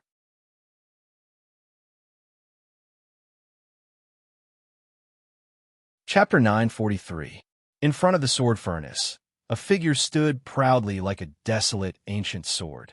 His two sword-like eyebrows were raised high, filled with sword intent. Qisha. This person was the sword god's disciple. He had fought with Tang Zheng and the others in the Changbai Mountains. Tang Zheng's expression was slightly cold as he stared at him. Compared to before, Qisha's aura was completely different. His cultivation had clearly improved by a lot. He still remembered Qisha's rising sun sword technique, so he did not underestimate him. However, with so many experts around him, he did not fear him. Tang Zheng, it really is you. Qisha's tone was filled with boundless killing intent. You kill my master. This time, I will make you pay with your blood. Qisha, are you the only one? Where is Songyu? Isn't he the one in charge of the sword pavilion? Tang Zheng asked curiously. 7 Kills said coldly, cut the crap. You'll have to get past me first. All right, then I will test your skills. Tang Zheng took a large step forward, but was beaten to it by Marshall. Let me. Marshall said, Sword God's disciple. If you miss this opportunity, you won't have it again. The meaning of these words was very thought-provoking. The Sword God's bloodline would no longer exist from today onwards. Therefore, she rushed to fight with Qisha. To her, Qisha was a very good opponent to train her martial arts. Ever since she started cultivating the Fire Underworld Divine Palm, her cultivation had greatly increased. Now, she had reached the limit of a Xiantian martial artist, 9th grade Xiantian. She was only a step away from the Great Scholar realm. This kind of cultivation speed was simply unimaginable to her in the past. She had once fantasized that if she reached the Great Scholar realm in her 30s, she would already be considered very powerful. But now, she was only in her 20s and was actually about to reach the Great Scholar realm. She was even more powerful than her master and master's wife. She was very clear on who the greatest credit should belong to. Qisha understood the deep meaning of Wu's words. His anger burned more and more. He said, Wu, you are in cahoots with these cultivators. I will take your life first and offer it to my master's spirit in heaven. Shua. He shook the long sword in his hand and performed the rising sun sword technique. The light at the tip of the long sword was as bright as the sun. It slowly rose from the sword, as if a red sun had risen from a sea. Marshall crossed his palms, one cold and one hot, the two attributes alternating in the center of his palms. Now, she had a deeper understanding of the Netherfire Divine Palm, and she understood more about the extraordinariness of this cultivation technique. When she first started cultivating the Inferno Divine Palm, it was very domineering, very similar to the roaring flame saber that she used to cultivate. But later on, she gradually realized that when things reached an extreme, they would move in the opposite direction. When the inner strength that was like a red flame was cultivated to the extreme, it actually gave birth to an extremely cold inner strength. Fire gives birth to cold, and when things reach an extreme, they will reverse themselves. This made her feel the profoundness of this palm technique. It was precisely because of this transformation that her power had advanced by leaps and bounds, and her body had reached a miraculous state of harmony between yin and yang. At this moment, when she used this set of palm techniques, her palms alternated between hot and cold. In the end, her left hand was cold, and her right hand was hot. If it was anyone else, they would have been tormented long ago, but she would not. 2 waves of inner strength silently circulated within her body. 7 Kills could also see that this set of palm techniques was extraordinary. He still roared and thrusted his sword forward. The sun-like sword light suddenly exploded, transforming into small sword chi. Like a shotgun, countless sword chi shot towards Marshall like marbles. Marshall did not say a word. Both of his palms fiercely pushed forward. A vast and mighty palm wind that alternated between cold and hot swept forward, like a huge wave that could topple mountains and overturn the seas. Bang, bang, bang. A series of explosions rang out as the palm wind and the sword chi collided. The two of them tapped their toes, and rushed towards each other at the same time. In an instant, in front of the sword furnace, the two of them were like graceful butterflies, rising and falling as they fought. Although Marshall did not have a weapon, his hands did not lose to a weapon, especially the nether-fire divine palm. Cold and hot alternated, blazing and cold palm wind swept towards the opponent. The killing power was astonishing. Bang! A tree was struck by the palm and broke into two. Ice gradually formed on the broken part, and even in the summer, it still emitted cold air. 7 Kills just happened to see this scene.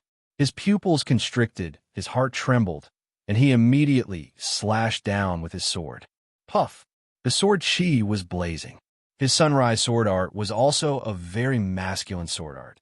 So even the surging sword chi showed a masculine chi, which made people feel as if they were burning flames.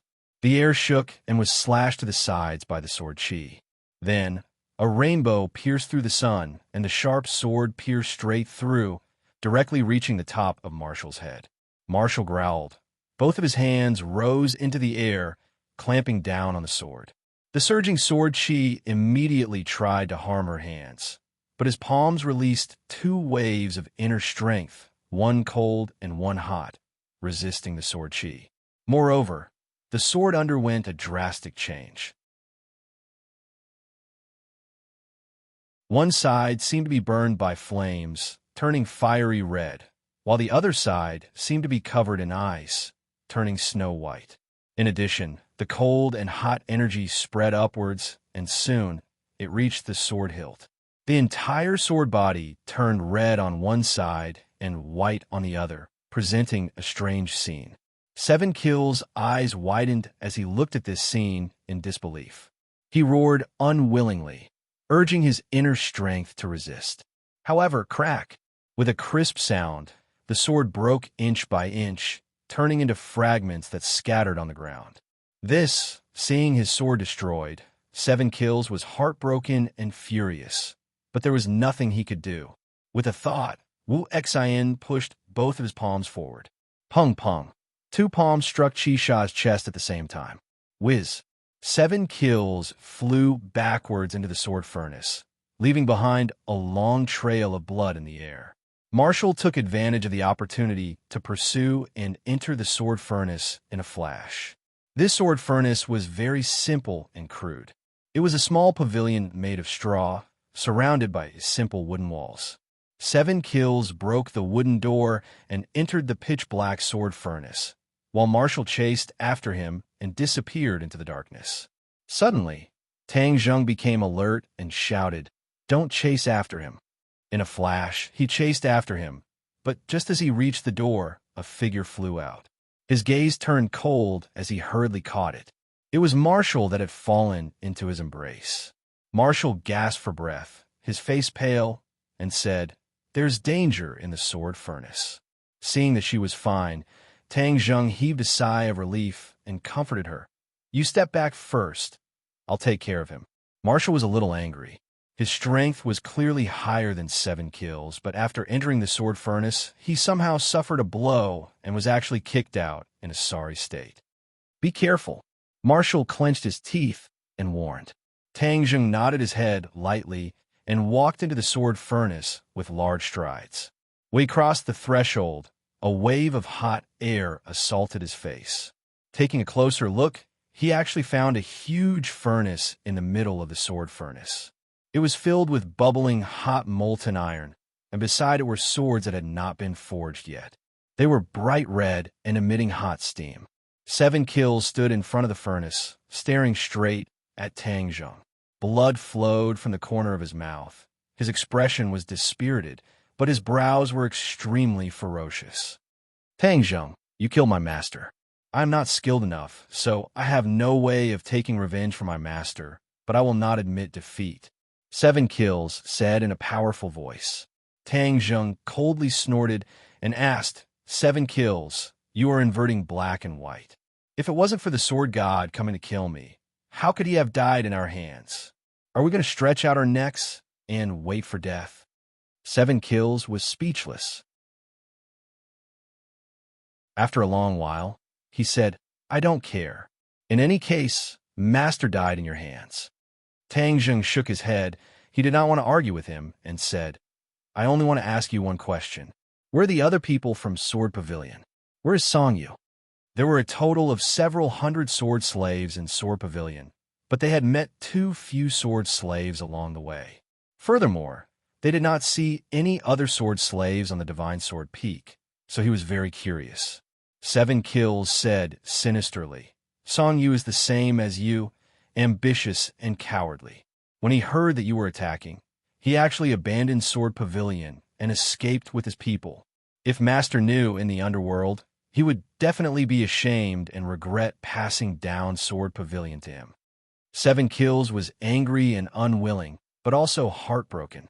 Furthermore, there were 2 handprints on his chest, one red and one white, one fire and one cold, making him look even more desolate. Escaped. Tang Zheng raised his eyebrows. This Song Yu was truly cunning. His ability to run away could be considered first class. Back in the capital, he had also escaped when the situation was bad. Now that he had heard the fighting outside, he did not hesitate to escape with a group of sword slaves. Those cowards deserve to die. They listened to Song Yu's bewitchment and have already betrayed Sword Pavilion. They are not worthy of being Sword Pavilion's people. 7 Kills angrily accused. Tang Zheng secretly nodded. After all, Song Yu was a member of a large family. He was eloquent and had many methods to bewitch people. Of course, he was not someone who only knew martial arts like 7 Kills could compare to. In the Sword Pavilion, although Chisha's seniority was higher than Song Yu's, he couldn't compare to Song Yu in terms of small tricks. This result was not out of Tang Zheng's expectations. However, the cooked duck had flown away, which made Tang Zheng very unhappy. He asked, Where did they escape to? Don't say that I don't know. Even if I knew, I would definitely not tell you. 7 Kills said sinisterly. Tang Zheng inwardly shook his head. He knew that he would not be able to dig out any useful information from him. 7 Kills, you were clearly not Marshall's match just now, but you forced her back and even injured her. You haven't used up all your tricks yet, right? This time, I will personally witness your skills because you will not have this chance in the future.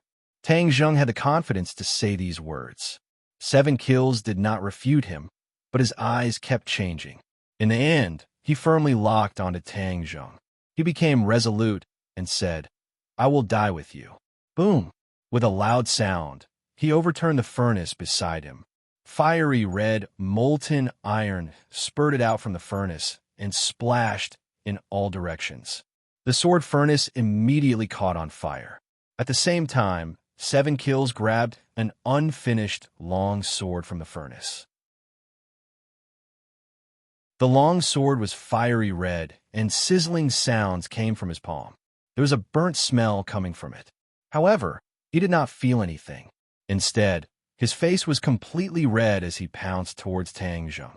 The fiery red, long sword in his hand lit up. The light was boundless, as if it really was a blazing sun, releasing all of its light and heat.